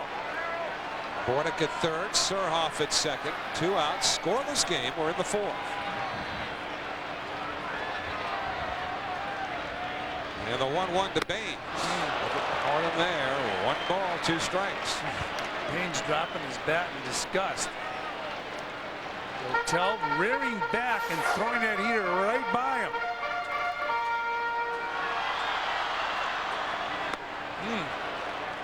Good lift to that fastball. 40-year-old swing at a 25-year-old fastball. You got to start it a little bit sooner than you did 10 years ago. And the 1-2 pitch. High fly ball, deep right field, but playable for Cedeno. Harold Baines just missed a grand salami. No runs, a hit. The errant pickoff throw does not come back to haunt them. And at the end of 4 here in Baltimore, Dotel and the Mets are scoreless. The season's in full swing, and Fox Sports News Primetime is bringing the heat. Take a deep breath. The big names, all the games. You can't coach that. Steve Sachs, Kevin Kennedy, and our starting lineup take you between the lines and into the zone. No bullpen, no championships. It's baseball coverage all season long. But a cannon. Catch Fox Sports News Primetime, nightly at 10. Tomorrow night, Robin Ventura leads New York's assault on Baltimore. Well hit, right center field. That's a gunner. The Mets wrap up their series with the O's tomorrow at 7:30 on Fox Sports Net New York. New York Mets baseball is brought to you in part by Jeep, the most award-winning brand of 4x4s on earth. 5th inning, no score. Oriole Park at Camden Yards. Here's Fran Hilly. All right, Howie, and Ricky Henderson leads it off. He takes a strike from Jason Johnson. 2 hits for the Mets, 1 for the O's. The big guy, Jason Johnson, on the mound for the Orioles. Octavio Dotel pitching for the Mets. Fastball misses outside. 1 ball and 1 strike on Ricky Henderson. Once again, huge crowd on hand here at Camden Yards. And Henderson has been hot since the All-Star break, which is Thursday. Yes, he's been very hot since last Thursday. Fouled off. The month of July, he likes the month of July. Bobby Valentine was saying yesterday that the Mets have actually got more out of Ricky Henderson than they really imagined that they would. I mean, you certainly hope that he'd get on base with some regularity. He's done all of that, but the numbers have actually exceeded the expectations. Inside, 2 balls and 2 strikes. You know, let's face it, his at least base running and base stealing prototype, Roger Cedeno, might be serving in an unintentional way to actually perk up Ricky even more. Well, we got to keep in mind, last year he led the American League in steals. There's a ground ball in the hole. Bordick is going to try and get him. I'm surprised Bordick threw that ball.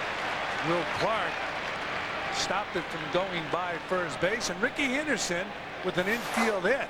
Of course, Mike Bordick knows Ricky Henderson pretty well from their time in Oakland. And Bordick knew that even at 40, he's going to have to rush this and get it away as quickly as possible. But still virtually no chance whatsoever, because look where he is. I mean, he's on the grass. He's got a set. And even though Ricky Henderson is 40 years old and not as fast as he used to be, too tall a task for any shortstop to throw out Henderson from that deep.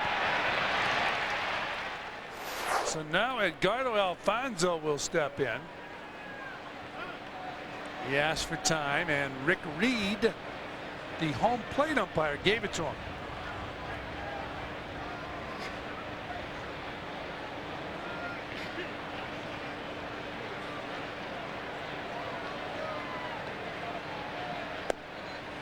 Down low.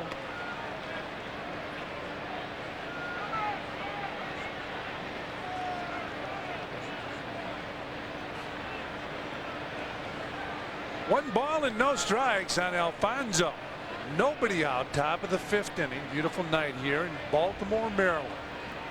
See if Henderson challenges Charles Johnson to catch it.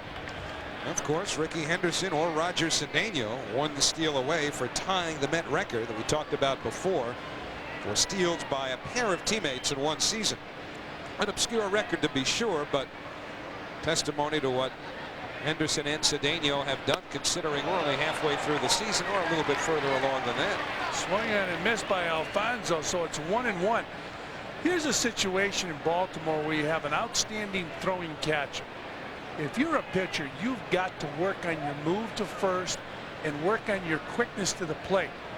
You got to give Charles Johnson a chance to throw out the runner. You see Cedeno. And there goes Henderson. Alfonzo puts it in play. And Bordick will have one throw, and that's the first base. They get Alfonzo. Bordick had one place to throw that ball. He throws to Will Clark. Clark scooped it. But Henderson was trying to steal a base. He wasn't looking at the bouncing ball, and he did a head-first slide into second base. Not a real strong throw by Mike Bordick under any circumstances, but watch the hands of Will Clark here. Still a real good first baseman as he comes up with a short hop. Henderson running on the play. And with the ball slowly hit, the only thing Bordick could do was take care of Alfonzo at first. And John Olerud will be the batter. Runner in scoring position. Henderson on second base with good speed as Olerud takes a ball. So it's 1-0 on John Olerud, who walked his last time up and popped out in the first inning.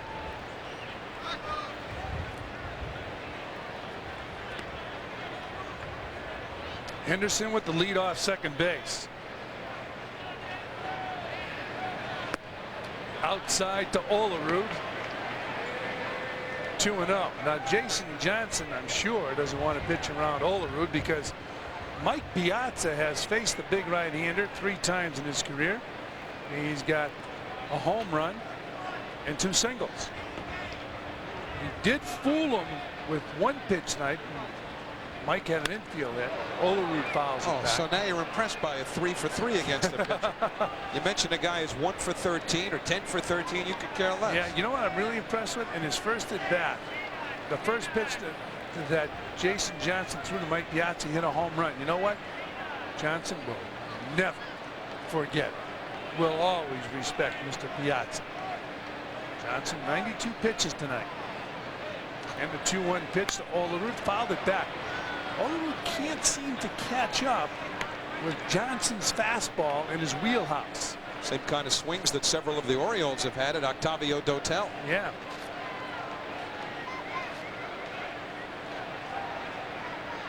I mentioned earlier how Jason Johnson is a diabetic, and throughout the course of the ball game, he monitors his blood sugar level. Foul out of play. He goes into the clubhouse. Yeah, he had a couple of incidents. I don't know that you qualify or classify them as seizures necessarily, but a couple of incidents last year with the Tampa Bay Devil Rays, which somebody was telling me here before the game actually scared the Devil Rays off a little bit. That was one of the reasons they made the deal with the Orioles. That's good. Just at the end of spring training. It's good. When a guy's sick, get rid of him. Here's the 2-2 pitch. Fouled off, so we'll do it again at 2-2. The Mets and the Orioles, the first of a 2-game series. Then the Mets go up north to Montreal, Canada, where they'll take on those Montreal Expos.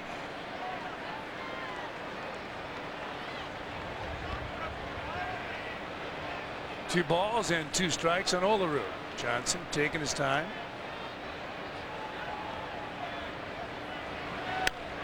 Fouled out of play. We'll take a look at the Delta Airlines schedule, upcoming events. One more here at Camden Yards. That'll be tomorrow night. And then we'll have both games from Montreal. Will the Mets ever go to Montreal to face the Expos again after this series?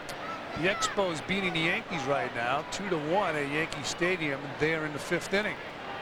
Henderson leading off second base, and Olerud takes inside 3-2. By the way, the Mets play 3 games here in Baltimore. 2 of the games carried right here on Fox Sports Net in New York. And those 2 games, as we just showed you in Montreal, will also be carried on Fox Sports Net New York. 3-2 on John Olerud. He's fooled and he fouls the ball back. So we'll do it again at 3-2. This is one of those typical Olerud at bats, isn't it?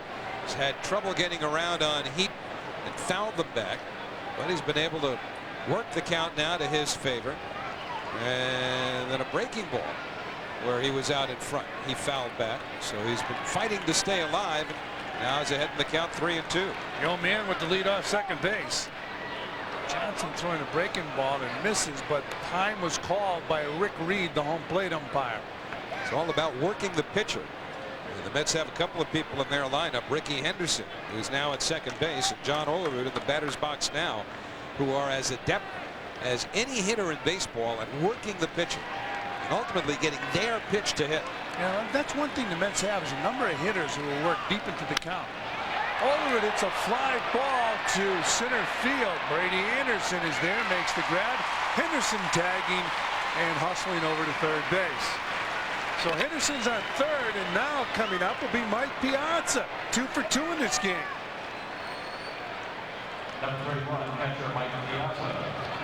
Well, Mike Piazza, we talked about him getting fooled with the off-speed breaking ball, but he was able to pick up an infield hit, even though he was way out in front. But then the fastball, and he goes down and hits the ball with a lot of authority into center field. So as Howie Rose mentioned, home run against Jason Johnson in his first at bat against Johnson.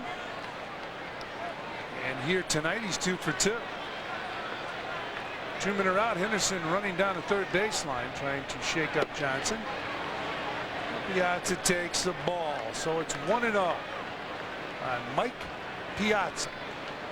I asked him if he would have enjoyed being involved in a home run hitting contest in Boston. He said he would have loved it. There goes Ricky down at third baseline again. Well, you notice the pitcher's pitching from the. And there's a drive to left field. It's a rocket off the wall. Surhoff couldn't handle it, and it's a long single. As Henderson scores, Piazza holds on at first base with his 3rd hit of the game. It was a bullet off the left field wall.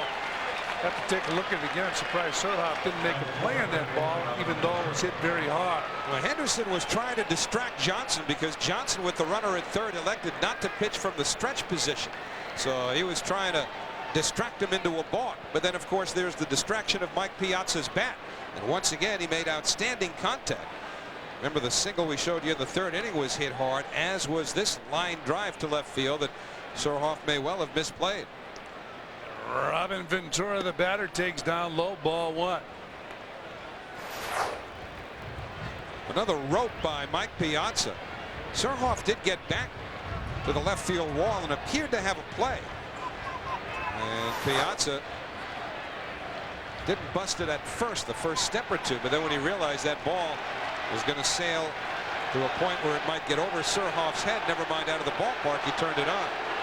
And the batter, Robin Ventura, who struck out and walked, and there's a base hit in the center field. So the Mets in this 5th inning, hitting Jason Johnson a little bit harder. It's the 3rd hit in this inning. Well, Ray Miller knows that the reason the Mets are starting to hit Johnson now is because of all the pitches that he's thrown, having been behind in the count all night. Remember, he walked 5 batters through the first 3 innings. Twice the Mets left the bases loaded in the first 3. And here we are in the 5th inning. He's in the 100-pitch neighborhood.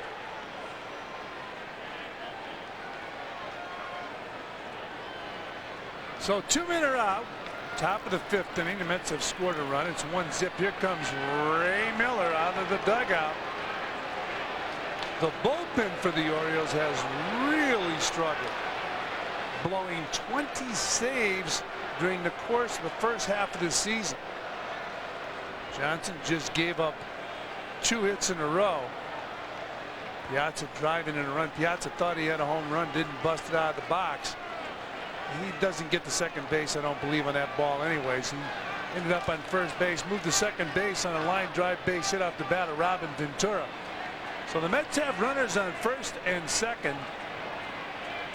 Jason Johnson will take on Benny Agbayani. Agbayani walked and rounded out, so he's 0 for 1.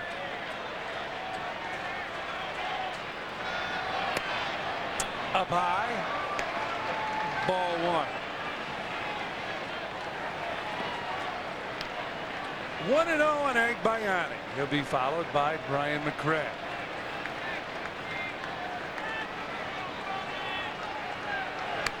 Fouled back. 1 ball and 1 strike. Well, Benny's already left 6 men on tonight. He's got 2 more on here with Piazza at second, Ventura at first. And for the first time in a long time, his average under 300. It's now at 298. And the 1-1 pitch up high. 2 balls and 1 strike. Hope you're enjoying all the action from Camden Yards. Fran Healy with Howie Rose and Matt Lachlan. Fox Sports Net New York crew enjoying the Baltimore area. And a 2-1 pitch to Agbayani. Up high. 3 balls and 1 strike.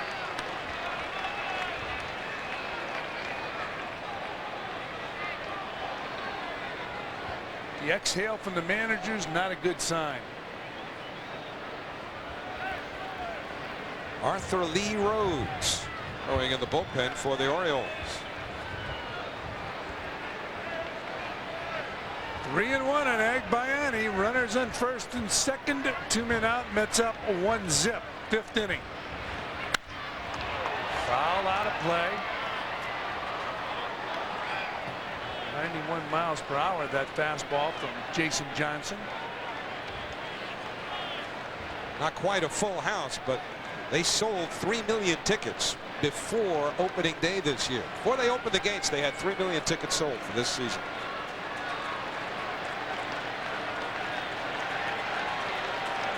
In a 3-2 pitch. Hard hit ball, base hit center field. Here comes Piazza. Ventura on his way to third. Agbayani with the wide turn at first. Hustles back, and the Mets have a 2-0 lead.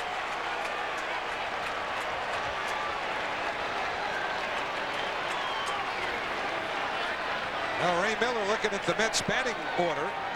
He's got a switch hitter, Brian McRae, coming up now, followed by Ordonez, and then another switch hitter, Roger Cedeno.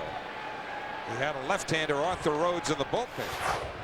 But Benny Agbayani all over this 3-2 pitch, and with the runners going, no problem for Piazza to score. No problem for Ventura to get to third. And the Mets with a 2-0 lead as Piazza scores. Ray Miller moving back out towards the mound. And so the Orioles will change pitchers here. So it's 2-0. The Mets on top of the Orioles here in the top of the 5th inning. Ray Miller going to the bullpen. That's all for Jason Johnson.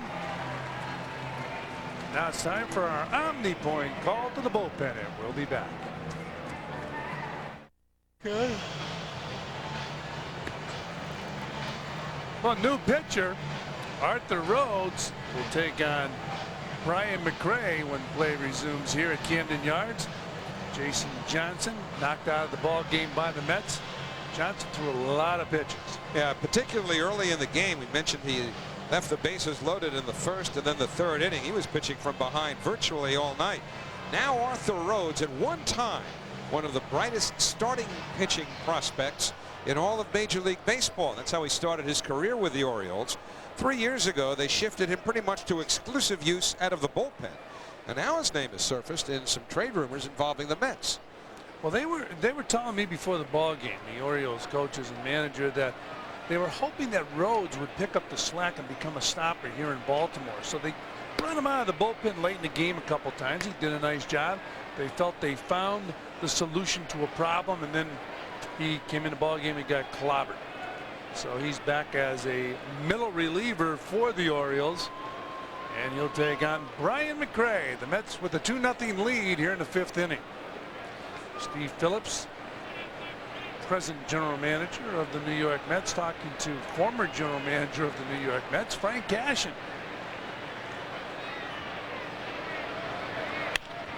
Great, it's a ground ball to Minor. He goes to second for the Force. That'll do it for the Mets. But here in the 5th, they pick up 2. After 4.5, it's 2-0 Mets. Piazza hitting a bullet. He thought it was on. He realized it wasn't, and he restarted his engine. Well, do you think New York is the best sports city? Tell us why, and you could win the ultimate New York fan prize, a year's worth of tickets to select New York sporting events. The MSG Network Sporting News Best Sports City Contest.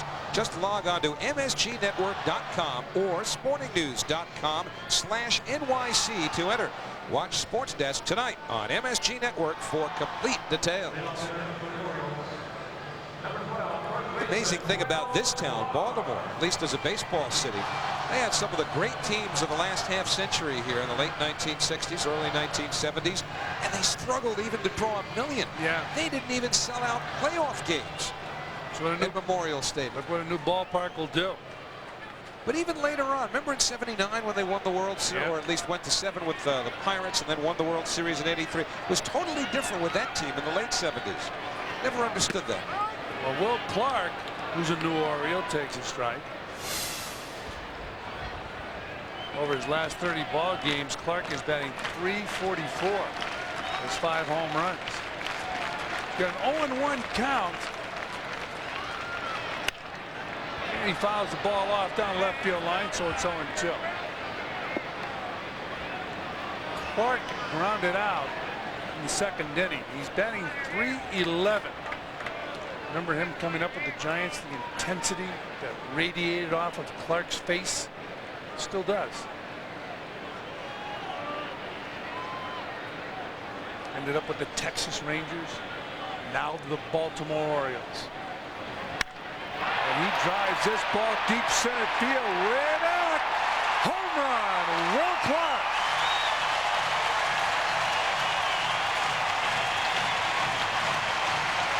So the first batter, Dotel, faces in the bottom of the 5th, takes him deep.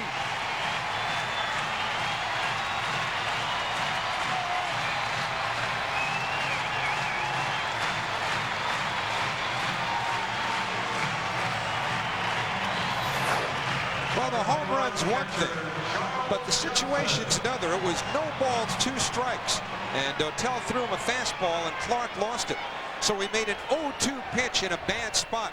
Threw him a fastball out over the plate. Clark turned on it. Not a good 0-2 pitch, regardless of where the ball winds up. Charles Johnson takes ball 1. And I'm sure Dave Wallace will talk to Dotel if you're going to throw a strike to 0-2. Try to hit the corner or run it off. Inside to Charles Johnson. 2 balls and no strikes. So Will Clark with a home run off Octavio Dotel.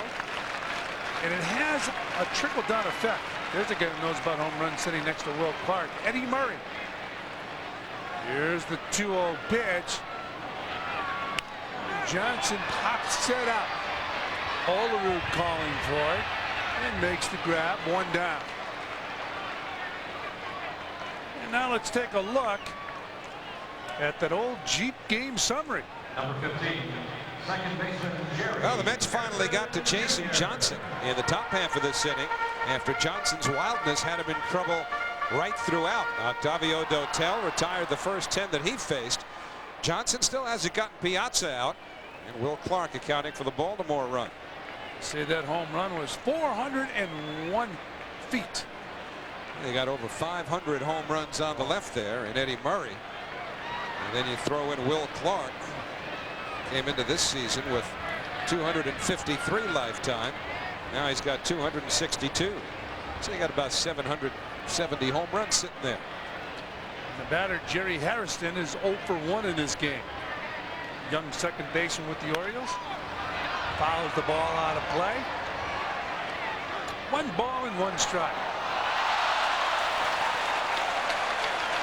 The Orioles like what they see from Harrison, but once Delino DeShields rehabs and comes back, they anticipate Harrison going back to the minor leagues.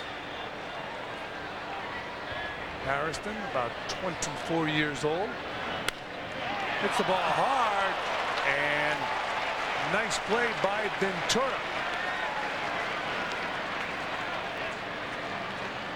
Harrison out, 2 men down. Well, third base is a reaction position, and that's all Robin Ventura could do. React to the line drive by Hairston. Just throws out the glove, almost like a goalie. You don't want to throw out the leg there. You're trying to make a kick save on a line drive like that. You'll spend a lot of time on the DL. You want to use your glove when you're on that baseball field. Ryan Minor, the batter. Just took a ball from Dotel. 2-1 the Mets on top of the O's. Camden Yards. Second game of a 3-game series. Final game tomorrow night. We'll have all the action right here. Fox Sports Net New York. Down low. 2-0. And Ryan Minor.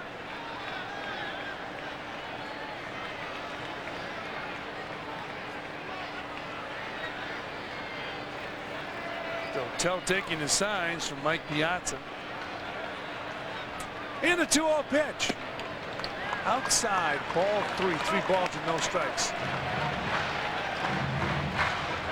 Well, we saw Dotel way ahead of Will Clark and gave up the home run, as Howie mentioned. Now we'll see what he does when he's way behind. Here's a 3-0 pitch. Ball 4, Dotel. Wild outside the strike zone to Ryan Minor.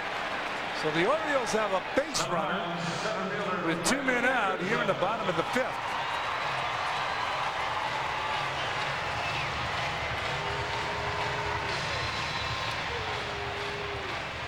Dave Wallace has to be concerned. Dotel all of a sudden is starting to lose some of that good stuff he had earlier in the ball game. The Orioles with 39 wins this year. The Mets with 53 coming into tonight's action.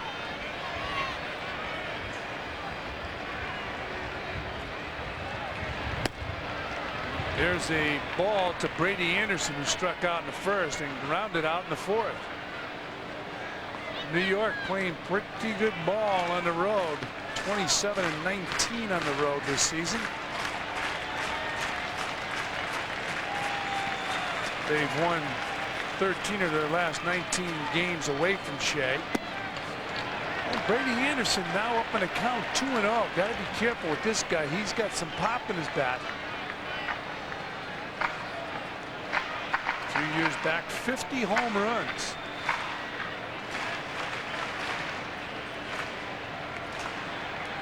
Dotel all of a sudden has slowed down the pace. Anderson hits the ball hard. Alfonso's there. Makes the grab, and that'll do it for the Orioles. But the Orioles put a run up on the board here in the bottom of the 5th inning because of their first baseman, Will Clark. We played 5, and it's 2-1 New York. We're going to the 6th inning, which means the Coors Light Silver Bullet 6th, and the Mets will be hitting for Paul Haven from New Jersey. So if a Met homers this inning, Paul gets dinner for 2 at Bazookas. That's in Secaucus, New Jersey. Ray Ordonez, Roger Cedeno, and Ricky Henderson try and get Mr. Haven to the restaurant, to a safe haven. Well, Ray Ordonez is 0 for 2 in his game. He grounded out and he lined out.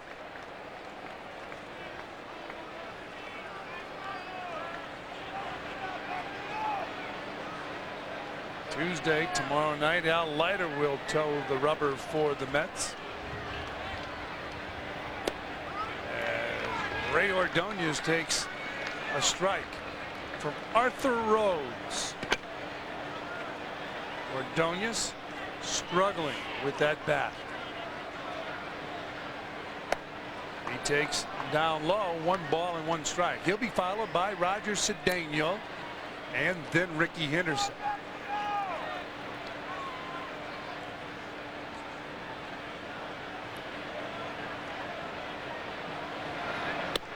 Swung on and missed. 1 ball and 2 strikes. I think he had no chance to hit that ball. But that's about the 4th pitch he has chased up in that zone. And this pitch is up and away, and he's got no chance. Yeah. Loves that high fastball. And what does Rhodes do? Next pitch is down low. But, you know, Fred, this is an interesting point in the season, if not even the development of Ray Ordonez, because he was, for him anyway, so hot for such a prolonged period. You got to thinking, well, maybe it's finally clicked in. He is starting to revert to bad habits. 2-2 pitch is fouled out of play. You see Ordonez's hot zone, but you know what? We don't have that zone up around here, Howie. Yeah, we only go to the letters. Anything above the letters, you're on your own. 2 balls and 2 strikes on Ray Ordonez. There it is again. He chases it again. Not that they've called pitches at the letters a strike for about 30 years now anyway. And again, Ray will go upstairs, and he makes contact, fighting the pitch off. Inline drive tonight up there, but it was right at Mike Bordick, the shortstop. That line drive coming in his last at bat in the 4th inning. Here's the 2-2 pitch. There's a fly ball right field. Can of corn for Mr. Bell. 1 down. Well, coming up tonight at 11 on MSG, tune in for the full half-hour edition of MSG Sports Desk with your host Mike Crispino. Then keep informed on the national sports scene with Fox Sports News. That's tonight at midnight on MSG Network. It's more than just a game. So 1 man gone. The batter will be Roger Cedeno.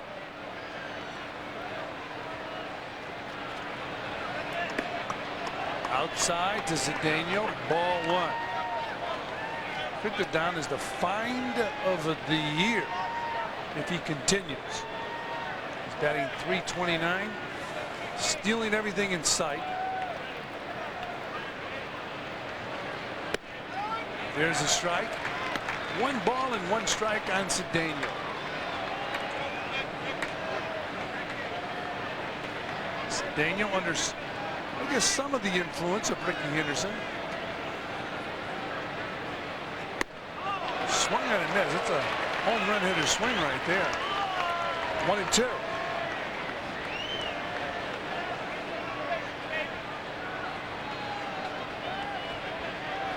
Cedeno and Henderson. Pretty good 1-2 punch on the bases. Swung on and missed. Cedeno goes down on strikes.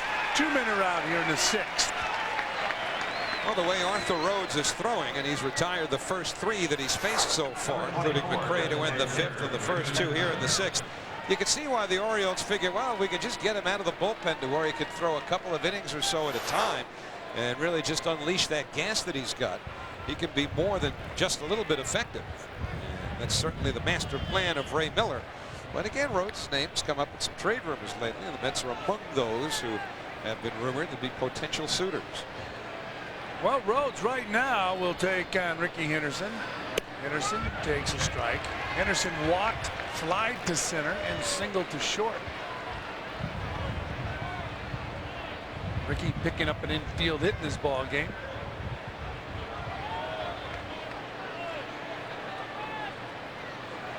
And the 0-1 pitch. There's a line drive foul down the 3rd baseline. So it's 0-2 on Ricky Henderson, the greatest leadoff hitter in the history of the game. He can get you, take you long. He can take you short. He can walk. He can steal. And he can score. His next run will tie. He's got one tonight. The next run that he scores will tie him for 6th all-time with Willie Mays. The 0-2 pitch.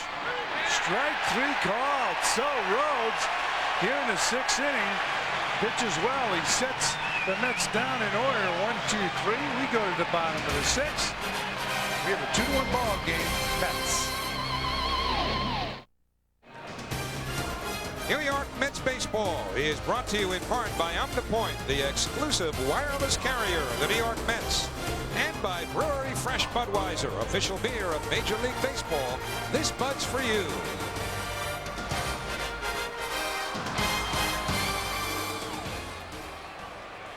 Well, Mike Bordick will lead it off for the O's as we go to the bottom of the 6th inning at beautiful Camden Yards.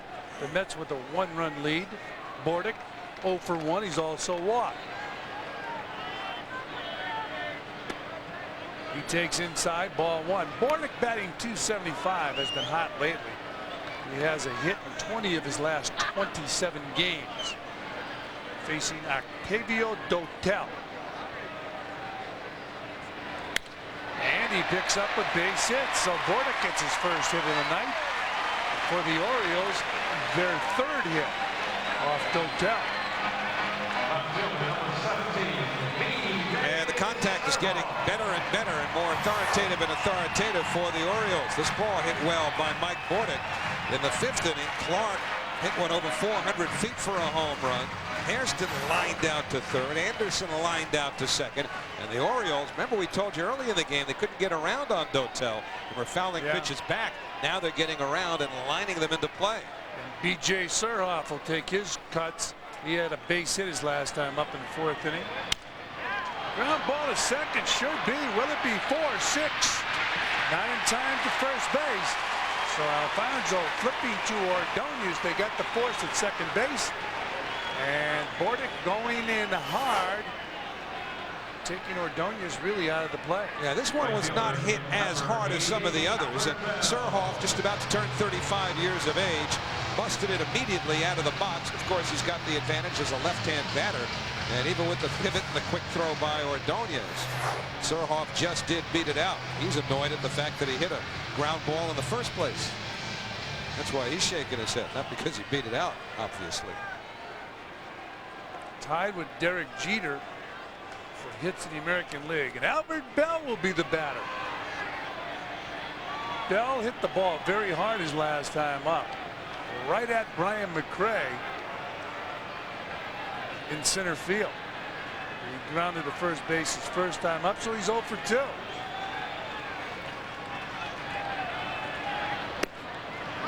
Bell takes a strike. In Bell's last 27 games, he has 9 dingers. I told you about how hot he can get in the second half of the season. Jason Isringhausen going in the pen.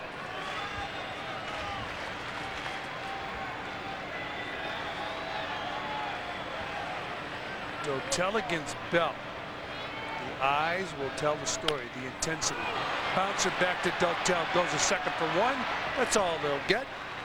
Bell hustling down to first base.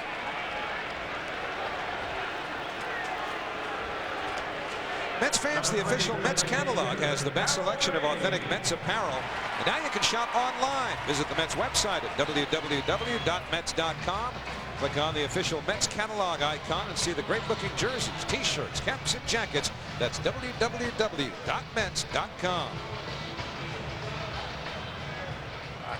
Octavio Dotel will now take on Harold Baines, who flied to left and flied to right. He's 0 for 2.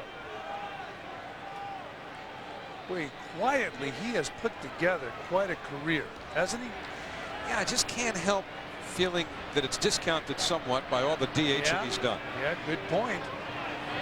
Swung on a miss.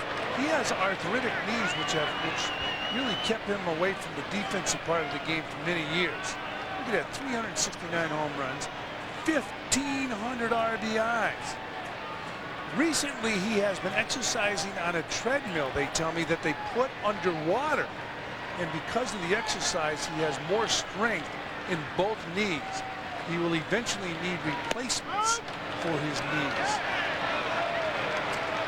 0-2 on Harold Baines. Well, again, he's 40 years old, and full marks to Baines for the offensive numbers that he's put up. But you think of the string of great players over the years who have gotten to the Hall of Fame by playing a position day in and day out. Some not well done. Well, but they, you know what? But they were out there. Yep, I agree. Whoa, look at that. Fly ball left field. Ag Bayani under it and making a grab for round number 3. So here in the 6th inning, the Orioles strand a runner. They failed to score after 6 complete here in Baltimore. It's 2-1 Mets. Hey, sports fans, the Coors Light Silver Bullet 6th begins with New York Mets baseball on Fox Sports Net New York. You can win in the Silver Bullet 6th when a New York player hits a Coors Light Silver Bullet blast. That means if any Met hits a home run in the 6th inning, a name will be drawn and awarded dinner for 2 at participating Coors restaurants. To win, send a postcard with your name, address, and daytime phone number. Mets baseball on Fox Sports Net New York. A cold Coors Light and a great dinner. Coors Light. Tap the Rockies. Strong pitching. Great defense. An explosive attack. Oh, he crushed that ball. Sound leadership. This team's for real. The Mets are pumped up to make you believe in 99. Mets win! Mets win! Catch great coverage of the Amazons all season long on Fox Sports Net New York. Buchow was a great first baseman over at the other ballpark, but here at the new park, he's made his presence felt with his barbecue. Kai's the man behind the grill. Kai, what makes the barbecue so good? It's the atmosphere of the ballpark, a lot of hot hours, and Boog's secret sauce that makes this beef taste so good. Well, let's give it a try. No problem. It's excellent. The guy knows his stuff, so does Boog. Back to you, fellas. Do you believe this? That Matty took the sandwich right out of his hands. He still hasn't let go of it. He's got it in his pocket. I mean, sure, we go to Denver, and Matty's all too happy to run us up some of those goofy Rocky Mountain oysters. What are here you get the good stuff here, and we don't see any of it. Refresh our memory. What it really is, Rocky Mountain oyster? I don't know. I ran when I smelled them. Matty's the guy who can define a Rocky Mountain oyster. Now this is a great picture. You see that the Orioles bullpen is below the Mets bullpen out in left field. It's Benitez. Benitez having a conversation with some former teammates. Now, if a baseball fight broke out in the middle of the field, both of those bullpens will run down the steps, run all the way to the fight. Why don't they just hit the fight out there? You don't have to go very far. They're only going to stand around if they get to the field anyway. Might as well do their standing around there. So we go to the 7th inning. Jesse Orosco looks at a fastball. Jesse Orosco. I was just looking at Jesse in the bullpen there. There's Jesse. I was just looking at him. Do you know that he is about to pass Dennis Eckersley as the busiest pitcher of all time, period? A strike to Alfonso, 1-1. But Jesse Orosco, the former Met, needs 9 more appearances to tie Dennis Eckersley as baseball's all-time leader in appearances. He never thought, he was hoping he could hang on after he left the Mets. 1-2 to Alfonso. Well, Jesse's hung on all right. Yes, he's had a real good, solid career. Alfonso, Olerud, and Piazza for the Mets here in the 7th inning. It's 2-1 New York. They've out hit the Orioles 6-3. Off the roads on in relief of Jason Johnson. High fly ball, well hit, left center. Surhoff to the wall. That's a gunner. Not only is it a gunner, it's a cushion for Dotel. Number 13 for Alfonso, and it's 3-1 New York.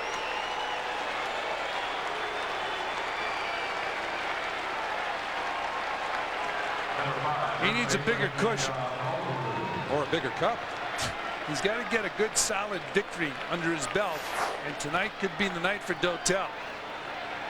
Here's Alfonso going out and taking Arthur Rhodes' his fastball and hitting the ball over the left field wall. Well, all year we've seen Alfonso take that pitch to right field. Here he pulls it. Downstairs to John Olerud, 1-0. So Fonzie now with a 9-game hitting streak. Now 1 for 3 with a walk tonight. And the Mets with a 3-1 lead. 2-0 on Olerud. Has a walk to show for 3 plate appearances.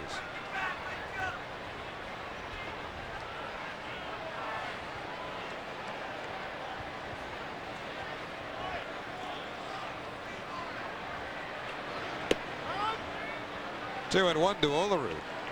Rhodes had retired the first 4 batters that he faced until the homer by Alfonso. In our New York Life in-game box, Mike Piazza 3 for 3. Alfonso with the dinger. A strike to Olerud, 2-2. Well, they said the home run hit by Will Clark went 401 feet. And the Alfonso home run, unofficially measured at 390 feet.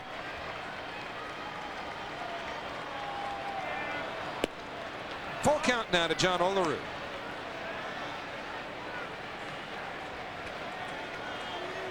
Piazza waiting on deck. He won't have Johnson to hit against.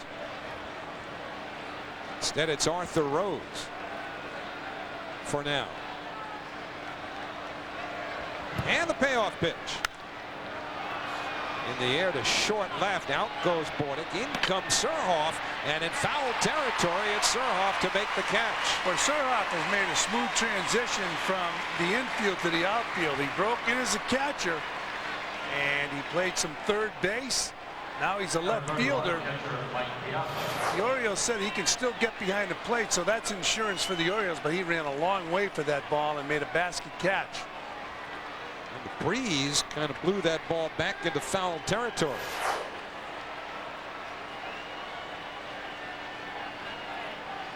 So Piazza, 3 singles. One of them drove in a run, his 61st of the year. Piazza now has 9 hits and 20 trips, or 20 at-bats since the All-Star break. In this ball game tonight, Mike had that infield hit. Ball wasn't hit very hard. Then he hits a bullet in the center field for a base hit. In his last at-bat, he hit a line drive right off the left field wall. His bat had been quiet until the Yankee series. Then came the All-Star break, and he's picked up where he left off. Just a bit outside.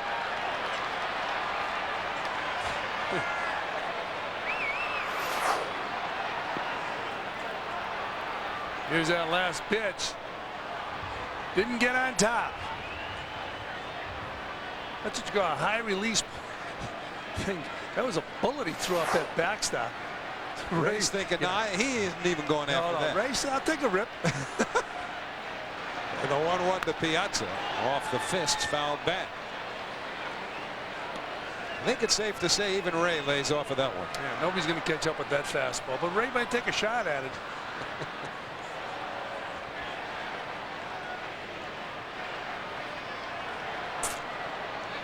One ball, 2 strikes, 1 out. Rhodes delivers. The shortstop Bordick. Another low throw. That's a couple tonight that Bordick has bounced. But Will Clark bails him out again, 2 away. So Piazza, not a real good swing for Piazza. Hitting a ground ball to Bordick. And they throw him out at first base. Bordick coming up, and Clark making a nice play on the other end. Would you call those lollipop throws? We've seen Bordick do it a few times tonight. Robin Ventura has 1 for 2 with a walk. And the fastball, 0-1. Ventura was actually being courted by the Orioles over the winter.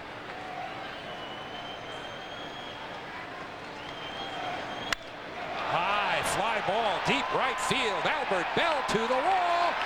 That's a runner. Number 16 for Robin Ventura. First row, but it counts. And it's 4-1 New York.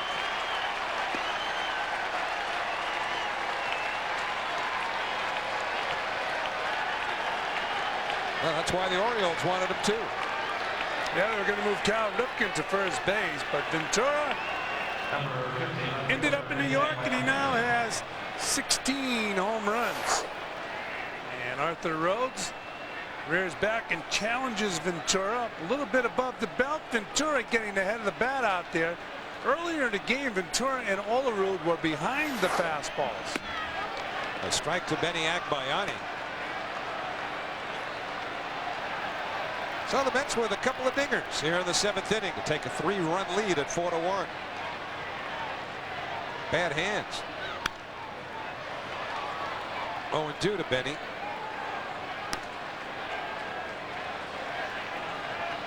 He had it.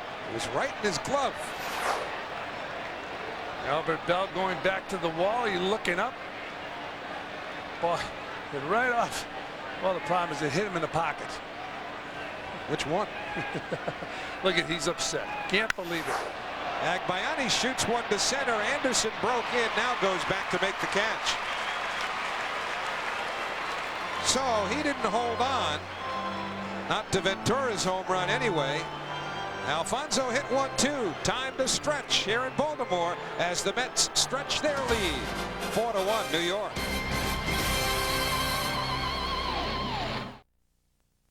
This Fox Sports News Sports Break is brought to you by Original Coors.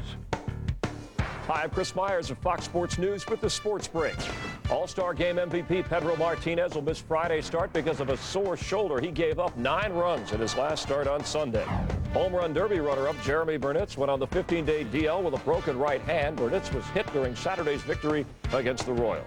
News and highlights nightly on Fox Sports News right here on Fox Sports Net.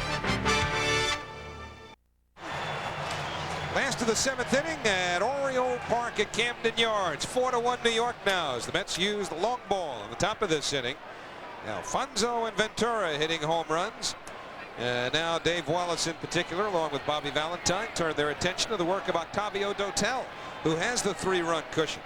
Bruce Benedict, the bench coach, another one of those Mets coaches, along with manager Bobby Valentine and Will Clark, who hit a home run his last time up, goes after the first pitch, rolls it to Olerud for the first out, and we'll check in with Matt Loughlin again. Matty? Well, Howie, here in Baltimore, a lot of Mets fans have made the trip. Now, Jonathan Weissman is a big-time Mets fan. How many games do you see a year, Jonathan? I go to about 52 games every year, and about 5 to 10 on the road. Try to make it out to Shea as much as I can during the week. I can't go on weekends. And road trips are fun because I get to see the Mets and experience it in other ballparks. All right, now 52 is the operative word. Show the uniform you're wearing. He wears number 52. Now, what's the reason you wear number 52? Because Tom Seaver obviously wears 41. There are a lot of the great numbers. Why 52? Well, it's not because of Dave Wallace, the pitching coach, even though he's a great guy. It's in tribute to my usher at Shea. I have a box over the third base dugout. His name is Don Doyle, and he's been kind of a role model to me and everything. I talk to him about baseball every game, and he's a personal friend of mine, and I decided to wear it on all 3 of my authentic jerseys to honor Mr. Don Doyle. Well, there's a guy who loves the Mets, Jonathan Weissman, and he loves the guys who take care of him at Shea, Donnie Doyle, wearing number 52. Jonathan, thanks for spending time with us. Thanks, Matt. No problem. Fellas, back to you. Well, that's a first as Octavio Dotel throws ball 2 to Charles Johnson. I have never heard of anyone at Shea Stadium paying tribute to an usher by calling him a hero or an idol, but he wears a number in tribute to an usher. Good for him. Matty may not get up.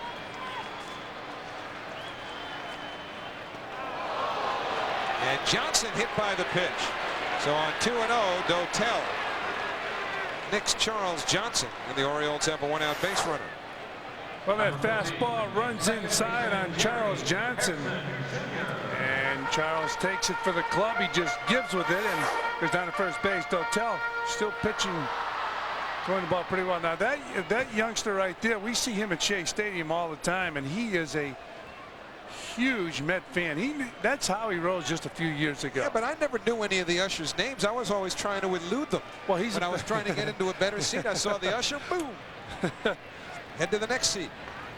Can't believe he knows. Not only does he know the usher's name, but he wears his number in tribute. That's a fan, all right. Yeah, we see him out at Shea all the time. He knows every single thing about the Mets, and he travels around the National League and here into an American League city to watch his favorite team. Something tells me he's called FAN more than once.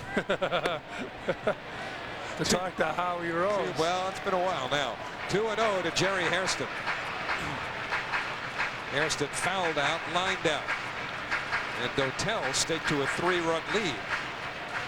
Working here in the 7th inning. Dotel went 7 his last time out for the Mets. It was 2 weeks ago this Wednesday. Popped him up. Will it reach the seats though? Ventura and Piazza over for a look, but it's out of play. Well, in watching Dotel tonight, he's allowed 1 run on 3 hits. We're in the 7th inning. This does nothing but help this youngster who's already has a lot of confidence. He's pitching against a good offensive team. Mets getting him some breathing room last inning with 2 more runs. And you know, when you're catching a guy like this, you see he has that good stuff. You get that breathing room. You can take some chances with a fastball or a breaking ball.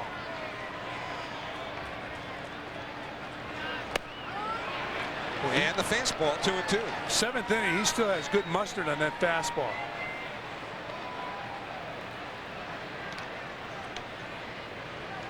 Dotel has walked 2. He has struck out 3. Matty's learning something. Matty's taking notes. I think there's a book coming out of this. Yeah, Matty's learning something down there.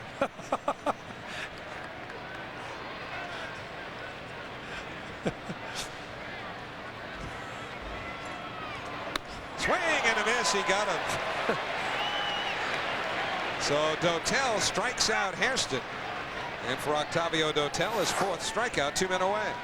Dotel rearing back and throwing that fastball right by Hairston, who chased the ball out of the strike zone.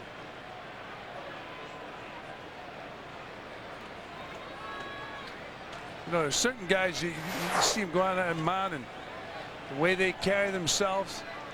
This guy just has all kinds of confidence. Dave Wallace going out to talk to Dotel, maybe to calm him down. Well, they're going to have pinch hitter Jeff Conine, who's been around it. It's possible Dave Wallace is just giving a refresher to Octavio Dotel on what Jeff Conine is about. I think the biggest thing for a young pitcher, I mean, the scouting reports are very important, but this kid's got a real good fastball and a good breaking ball. He's throwing to location. Just tell him rear back and fire. Give it your best stuff. The stuff that got you to the big leagues, use it in the big leagues. You can make some adjustments as your career goes along, but don't come up to the major leagues with a good fastball and a good breaking ball and all of a sudden start throwing sinkers down and in trying to get ground balls. Use your best stuff. Jeff Conine has some power. Showed that yesterday with a pinch hit homer. His 3rd career pinch hit home run. Well, if you're around the harbor here having lunch yesterday, you'll probably or tomorrow you'll probably bump into these 2. That's a fast friendship developing. 1 ball, no strikes now to the pinch hitter Conine, former Florida Marlin.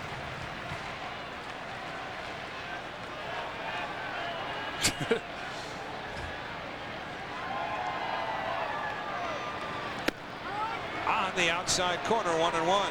You know, we talked earlier in the ball game how the discussions this year have been the Mets have to go out and get another pitcher. Well, hopefully that request will be answered with this right-hander, Dotel. Fouled away. Well, when you consider the journeymen who basically comprise the list of available pitchers, I'd go with this guy. Well, yeah, but for one thing, it's more cost effective to go with a young pitcher than to take on another big contract. But the Mets are obviously committed to doing whatever it takes to win this year. But this if if Dotel can continue to exhibit the kind of stuff he's exhibited tonight, roll him out there every 5th day. I agree with you. He's ahead here, 1-2. And Conine lifts one foul. Still 1 ball, 2 strikes. She wasn't getting involved here, was she? Picked up the chair and split. And I want you to have respect for all those young ladies who are ball girls throughout baseball, because there was a ball girl in Oakland, California when I used to play against the Oakland A's, and that ball girl went on to start Mrs. Fields Cookies. Debbie Fields. Yes. How about that? So have respect. You never know where you're going to see them next. That lady makes a mean oatmeal raisin. Yes, she does. Outside to it. Now, what was your connection there? No, she's the ball girl in Oakland. There was no connection. You know, I was playing with the Royals. We would play against the I thought you A's. smoked her with a line drive foul ball or something and drove her right out of baseball. No, my line drive would not hurt her. They're prepared if necessary. And the 2-2 to Conine, swung on and missed. Octavio Dotel strikes out first Hairston and then Conine after hitting Johnson. Now Dave Wallace and Bobby Valentine have every reason to be satisfied, if not elated, with the performance of Octavio Dotel tonight. 4-1 New York. New York Mets baseball is brought to you in part by MCS Cannon, keeping people in business. In business.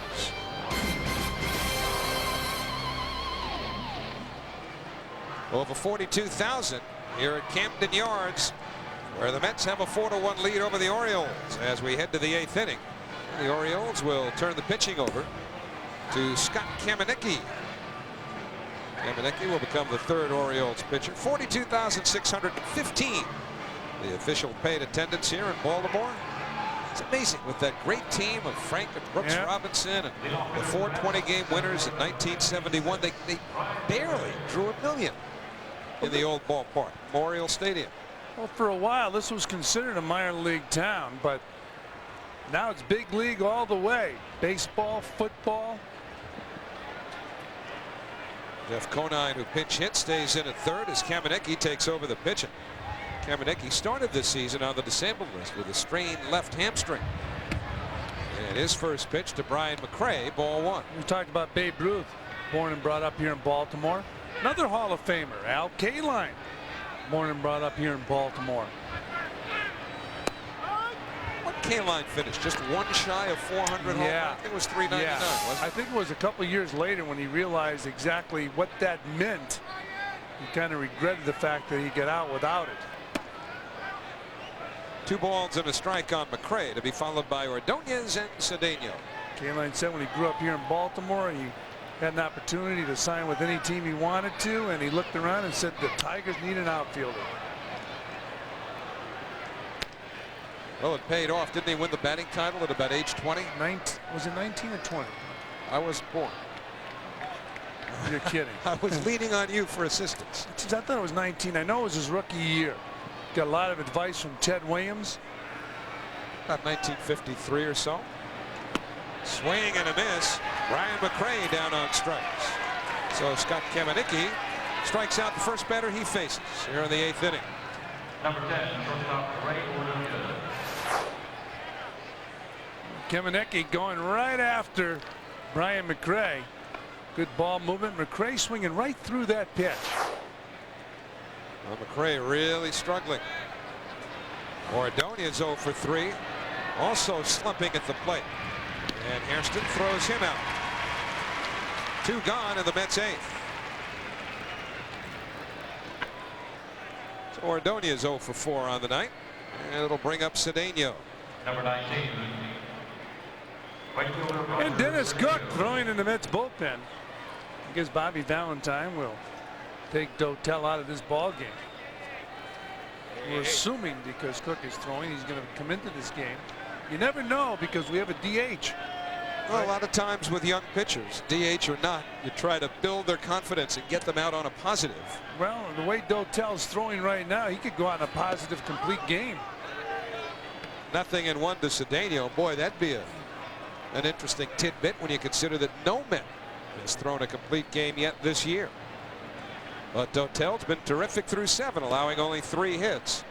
Struck out the last 2 batters in the 7th inning, and that's what we mean about going out on a positive. If Bobby Valentine and Dave Wallace are looking to send Dotel towards his next start, feeling real good about himself, well, this would be an opportunity.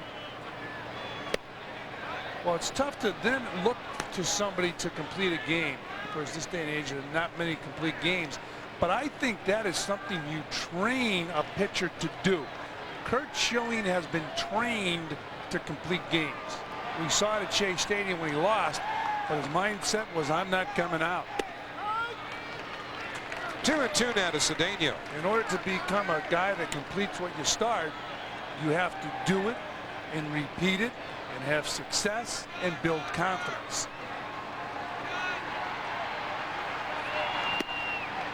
Full count now to Cedeno. How important is the complete game? Well, they got. Well, it can't be very important if the Mets have only allowed their pitcher to go into the ninth inning once with a complete game, and that's Hershiser. Some people believe there are only so many throws in a player's arm. On the inside corner. 2 strikeouts in the inning for Kamenicki as he retires the Mets in order. Middle of the 8th inning here in Baltimore. Dotel's work is done. The Mets will try and hold the lead. 4-1 New York. Are you ready to turn ahead the clock to the year 2021? Don't miss the Mercury Mets in their only Planet Earth appearance this season. On July 27th, you can beam to the year 2021 and see baseball's hottest team, the Mercury Mets, as they take on the Pirates. See the Mets in 21st century uniforms, and kids will take home the special Mercury Mets cap, courtesy of Century 21 Real Estate Organization.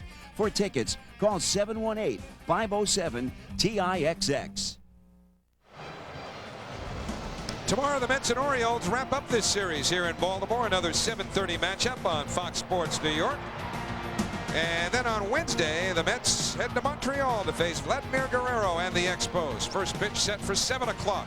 Plenty of action coming up this week on Fox Sports Net New York. So please check your local listings. Octavio Dotel is out of the ball game. He's there talking to Dave Wallace about the ball game. He was congratulated by Dave and the manager of the Mets, Bobby Valentine. Turk Window, the new pitcher for the Mets, 3.13 ERA. He's been in 49 ball games, 48 strikeouts in 54 2/3 innings. But it looked to me like after the final out, when Dotel struck out Jeff Conine to end the 7th inning, his expression was, I can finish this game. Now, does that look like a man that wants to be in the clubhouse after the 7th? But Bobby Valentine wants to build up confidence, and Dotel could be the answer to that question. Where are you going to get another to get a dominant pitcher? Well, you're not. I mean, you're not going to get a dominant pitcher out. So go with this guy. And Steve Phillips, this might really help him as far as having to trade some players away or a player with a future. 2-1 to Brady Anderson, leading off the 8th inning. Now he's pitched a few games in the major leagues. This is clearly his most impressive game, and he's going to have to show more of a body of work in a positive fashion to impress Steve Phillips, to stay away from pursuing another pitcher. Well, his last start with the Mets almost 2 weeks ago was a real good one. It was against a Montreal Expo team that didn't offer a whole lot of resistance, but this Baltimore team can hit. Right. This is a different story. One of the better offensive teams in the American League, and this has to be uplifting not only to Dotel but also to Steve Phillips, Bobby Valentine, watching Dotel go out there, and boy, he walks out there with a great deal of confidence, and it's hit foul down the right field line. Still a full count to Brady Anderson. We've been talking about confidence throughout this ball game. Young players just don't come to the big leagues with that type of confidence, and it looks from up here, Dotel certainly possesses the confidence and the stuff to win ball games for the Mets. Plus, the other side of it is every team that you talk to who are looking to unload a veteran want a kid, a low salary kid. Dotel's the name they all bring up. Yeah. Ball 4. So Wendell walks the leadoff man, Brady Anderson. Talking to Ray Miller, they would like to get some pitching also. He said, you know, if anybody wanted to give up pitching, you could get 1 or 2 good everyday players. Dave Wallace talking to the bullpen. B.J. Surhoff, a left-hand batter, will follow Mike Bordick. Al Jackson's a left-hander, but he's not available to pitch to Surhoff. Al Jackson's on the voluntarily retired list, as he has been for about 30 years. But Dennis Cook was throwing before, and he's available if needed with a left-hander Surhoff to follow Bordick. And there's Cook. 1-0 now to Bordick.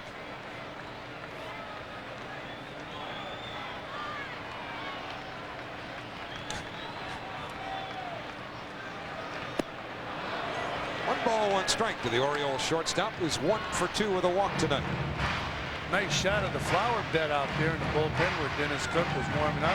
Howie, you couldn't warm up out there with those allergies. Couldn't warm up anyway.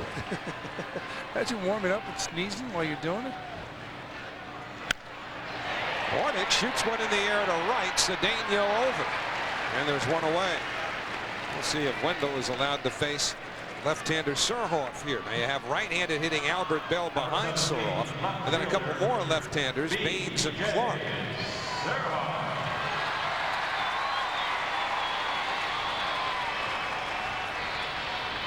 Dennis Cook looking on with Alvin Jackson. Bobby Valentine staying with the right-hander. Oh, with a 3-run lead, he's inclined to let Wendell pitch to Surhoff and Bell, a right-hand batter, behind him. And then you've got the left-handers, Baines and Clark. But it's 1-0 on B.J. Surhoff. A single at 3 at-bats. Well, Surhoff likes the fastballs from right-handers. That's one of his strengths. And Turk Wendell likes to throw that off-speed breaking ball. That's one of his weaknesses.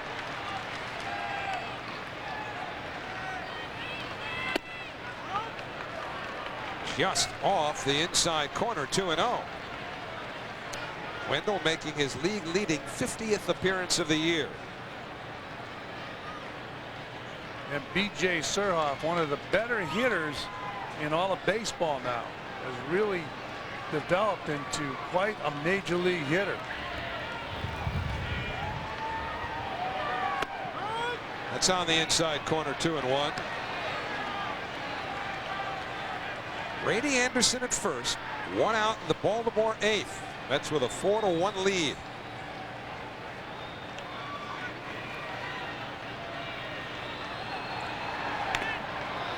Fouled off, 2-2.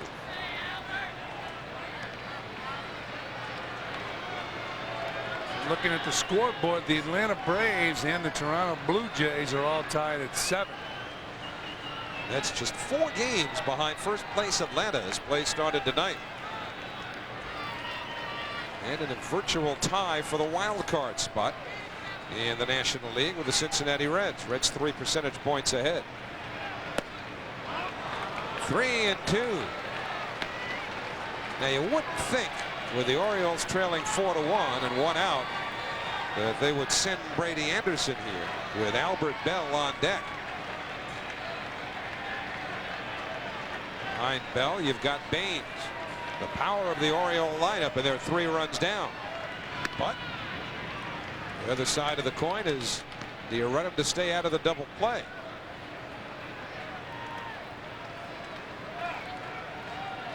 Well, Surhoff's a guy who can use that bat and make contact. I'll tell you what, I'd be reluctant to run him because you got Albert Bell coming up next. And I'd be playing for the long ball. Thinking like this because Earl Weaver used to manage it. He thought long ball, forget everything else.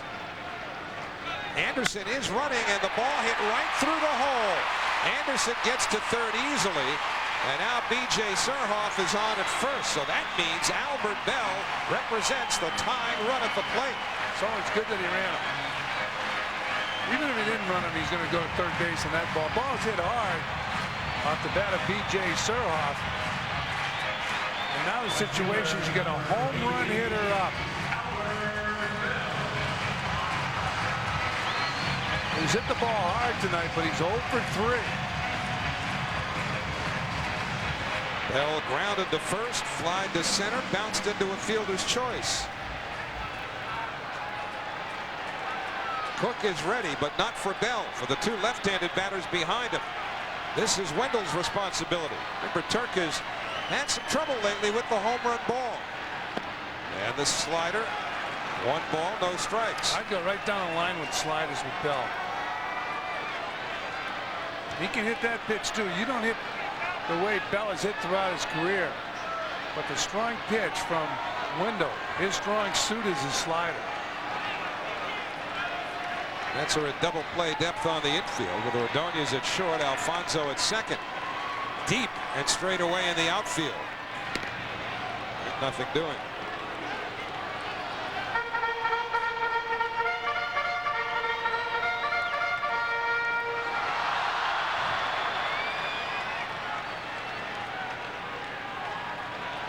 Wendell can't mess around here and start showing him pitches and then go to a strong pitch. 1 ball, 1 strike. Bill took a pitch that he can hit.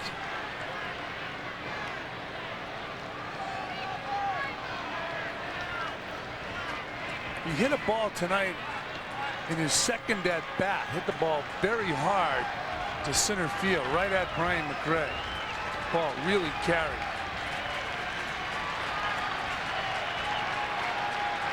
And the 1-1 pitch. So now Wendell in front, a ball and 2 strikes with 1 out. Looked like a hanging slider.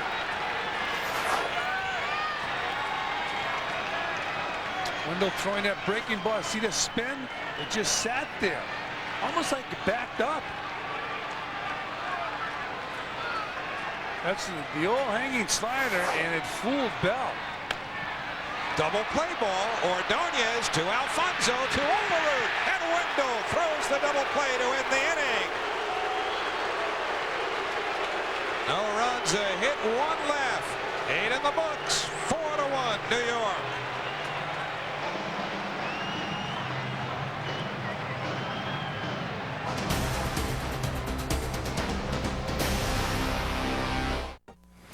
How does Fox Sports News get up-to-the-minute coverage in excruciating detail from all over the country at once? Well, option 1, get it from our own regional networks who telecast over 4,000 live events a year. Option 2, clone me. He put the biscuit in the basket from way downtown bad. The horrific consequences of which we as simple human beings could not foresee.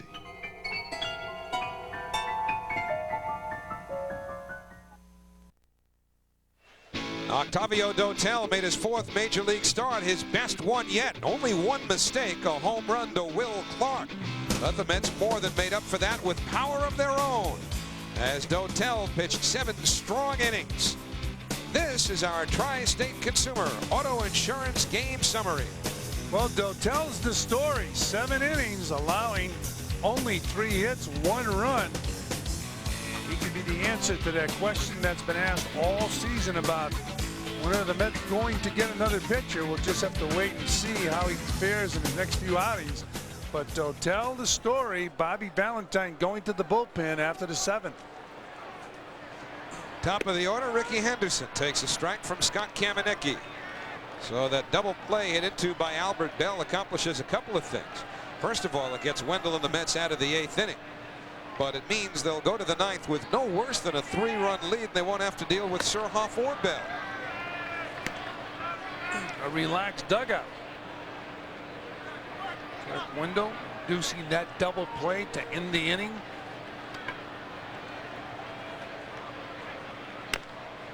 Little number. And Kamenicki takes care of Henderson, 1 away. Well, Edgardo Alfonso gets our Dodge drive of the game. He's behind the wheel. And he was behind the wheel earlier in the game. A home run off of Arthur Rhodes. He took that fastball out over the plate, hit it over the left field wall, and that's our Dodge drive of the game. So Alfonso pretty much on target for what people speculated. You were one of them early in his career from his first year on out.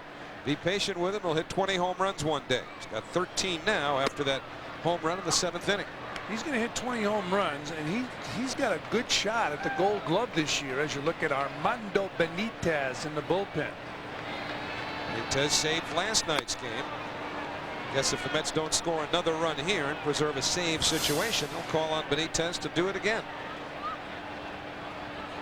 against his former team.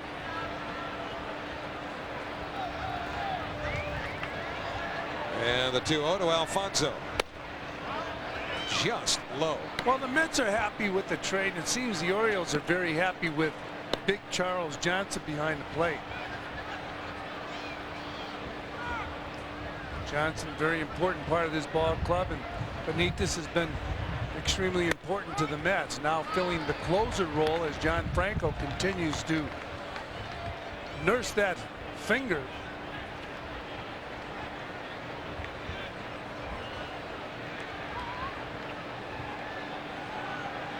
3-1 to Alfonso.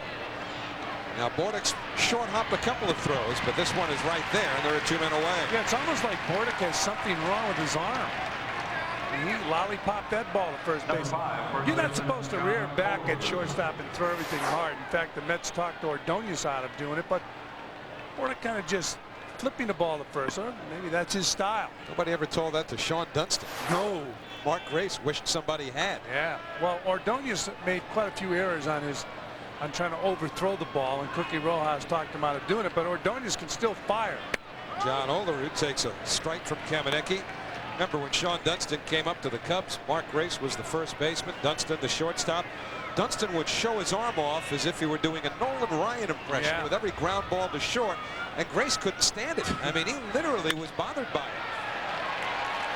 Well, that's John Olerud. Line drive the other way. And he has his first hit in 4 official at-bats with a walk, and that'll give Piazza another turn at bat.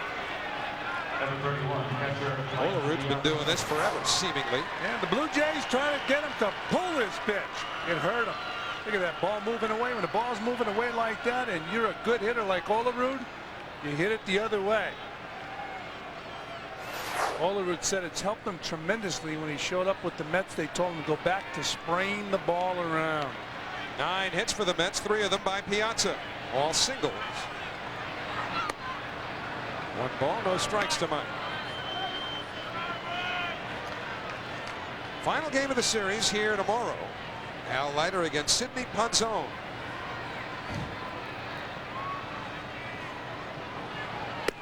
Way out in front, 1-1. Well, Mike clearly gets his best swings at the fastball like most major league hitters. Kamenecki taking something off this pitch and good arm action, and look what happens. You get even the good hitters way out in front. Watch him lunge. Even if he hits that ball, he hits it with one hand. Again, it's Bordick, and this time he goes the short way. So the Mets retired in the 9th inning, and now they'll try and close it out. And the closer is ready to go. 4-1 New York.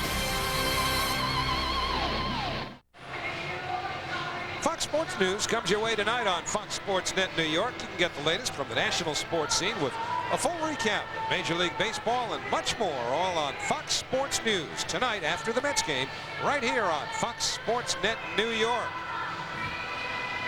Last of the 9th inning, still a pretty good number here at Oriole Park at Camden Yards. They had 42,615 here. And as always, pretty good dosage of Mets fans making the trip, including Matt Loughlin's new best friend. Yeah. And Armando Benitez trying to close it out for the 2nd game in a row against his ex-teammates. And the big stat right there, 80 strikeouts in 48 in the 3rd innings, 25 walks. So Armando Benitez, a dominant pitcher, and has big shoes to fill for the Mets. See some of the fans here at Camden Yards. Met fans all over the ballpark, all over the team hotel.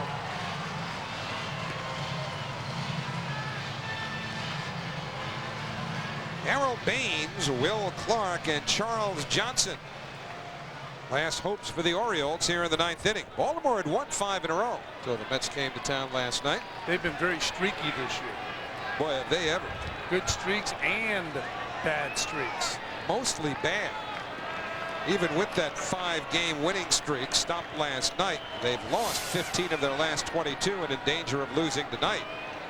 They lost 17 of their first 23. People didn't think Ray Miller would get out of the month of May. Fastball by Benitez. 0-1 to Harold Baines. As I mentioned at the start of the game, a lot of Tony La Russa rumors swirling around Baltimore. La Russa's come under some fire in St. Louis, not so much from the fans, but from Ozzie Smith and Whitey Herzog. Baines lines one to left. Melvin Mora back, and he makes the catch. How about that play?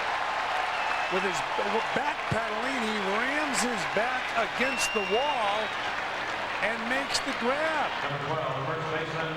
Benitez said he had it all the way, so does Mora. No big deal. Mora played it like he had it all the way. Yeah, Baines hit this ball hard. He's got good power. He's got good power the other way. And he thought that ball had a shot. Look at Mora backpedaling. Bang. It's very important to go out there before the ball game and know where that warning track is and where that wall is. He didn't have to look for it. Inside to Will Clark. You were talking about Ozzie Smith. When Ozzie Smith was his last year with the Cardinals, he and Tony La Russa did not get along. So payback can be tough. Clark's accounted for the only Baltimore run. And the fastball rides high, 2-0. Our Ray Gunn caught that at 99 miles per hour.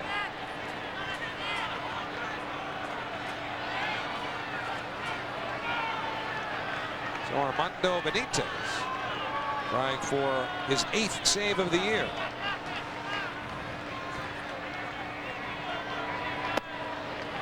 Three and nothing on Will Clark. Benitez walked the leadoff man last night in the 9th inning with an 8-6 lead, but got through the next 3, and that was that.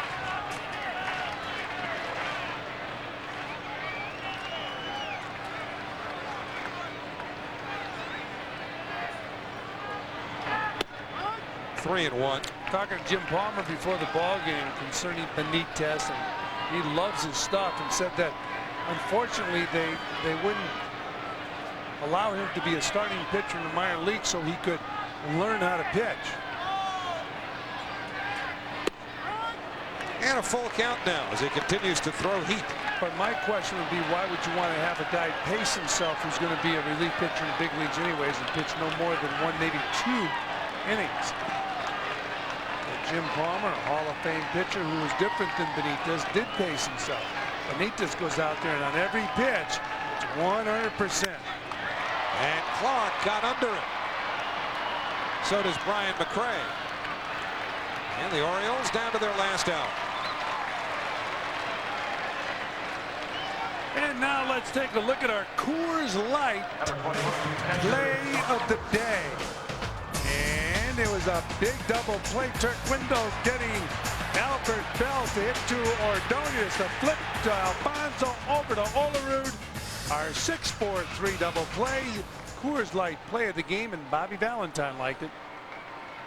A lot to like for Bobby Valentine tonight, including his starting pitcher, and for that matter, tomorrow's starting pitcher, with Al Leiter having really turned his season around. And a final score from Toronto. The Blue Jays beat the Atlanta Braves 8-7.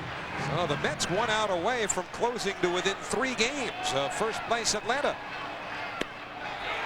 Nothing, and 2 to Charles Johnson. Now they're a strike away.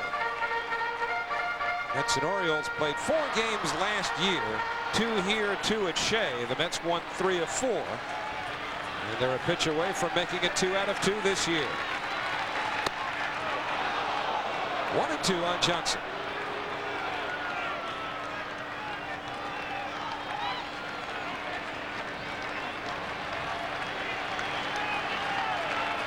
So the Mets that close to being just 3 games behind.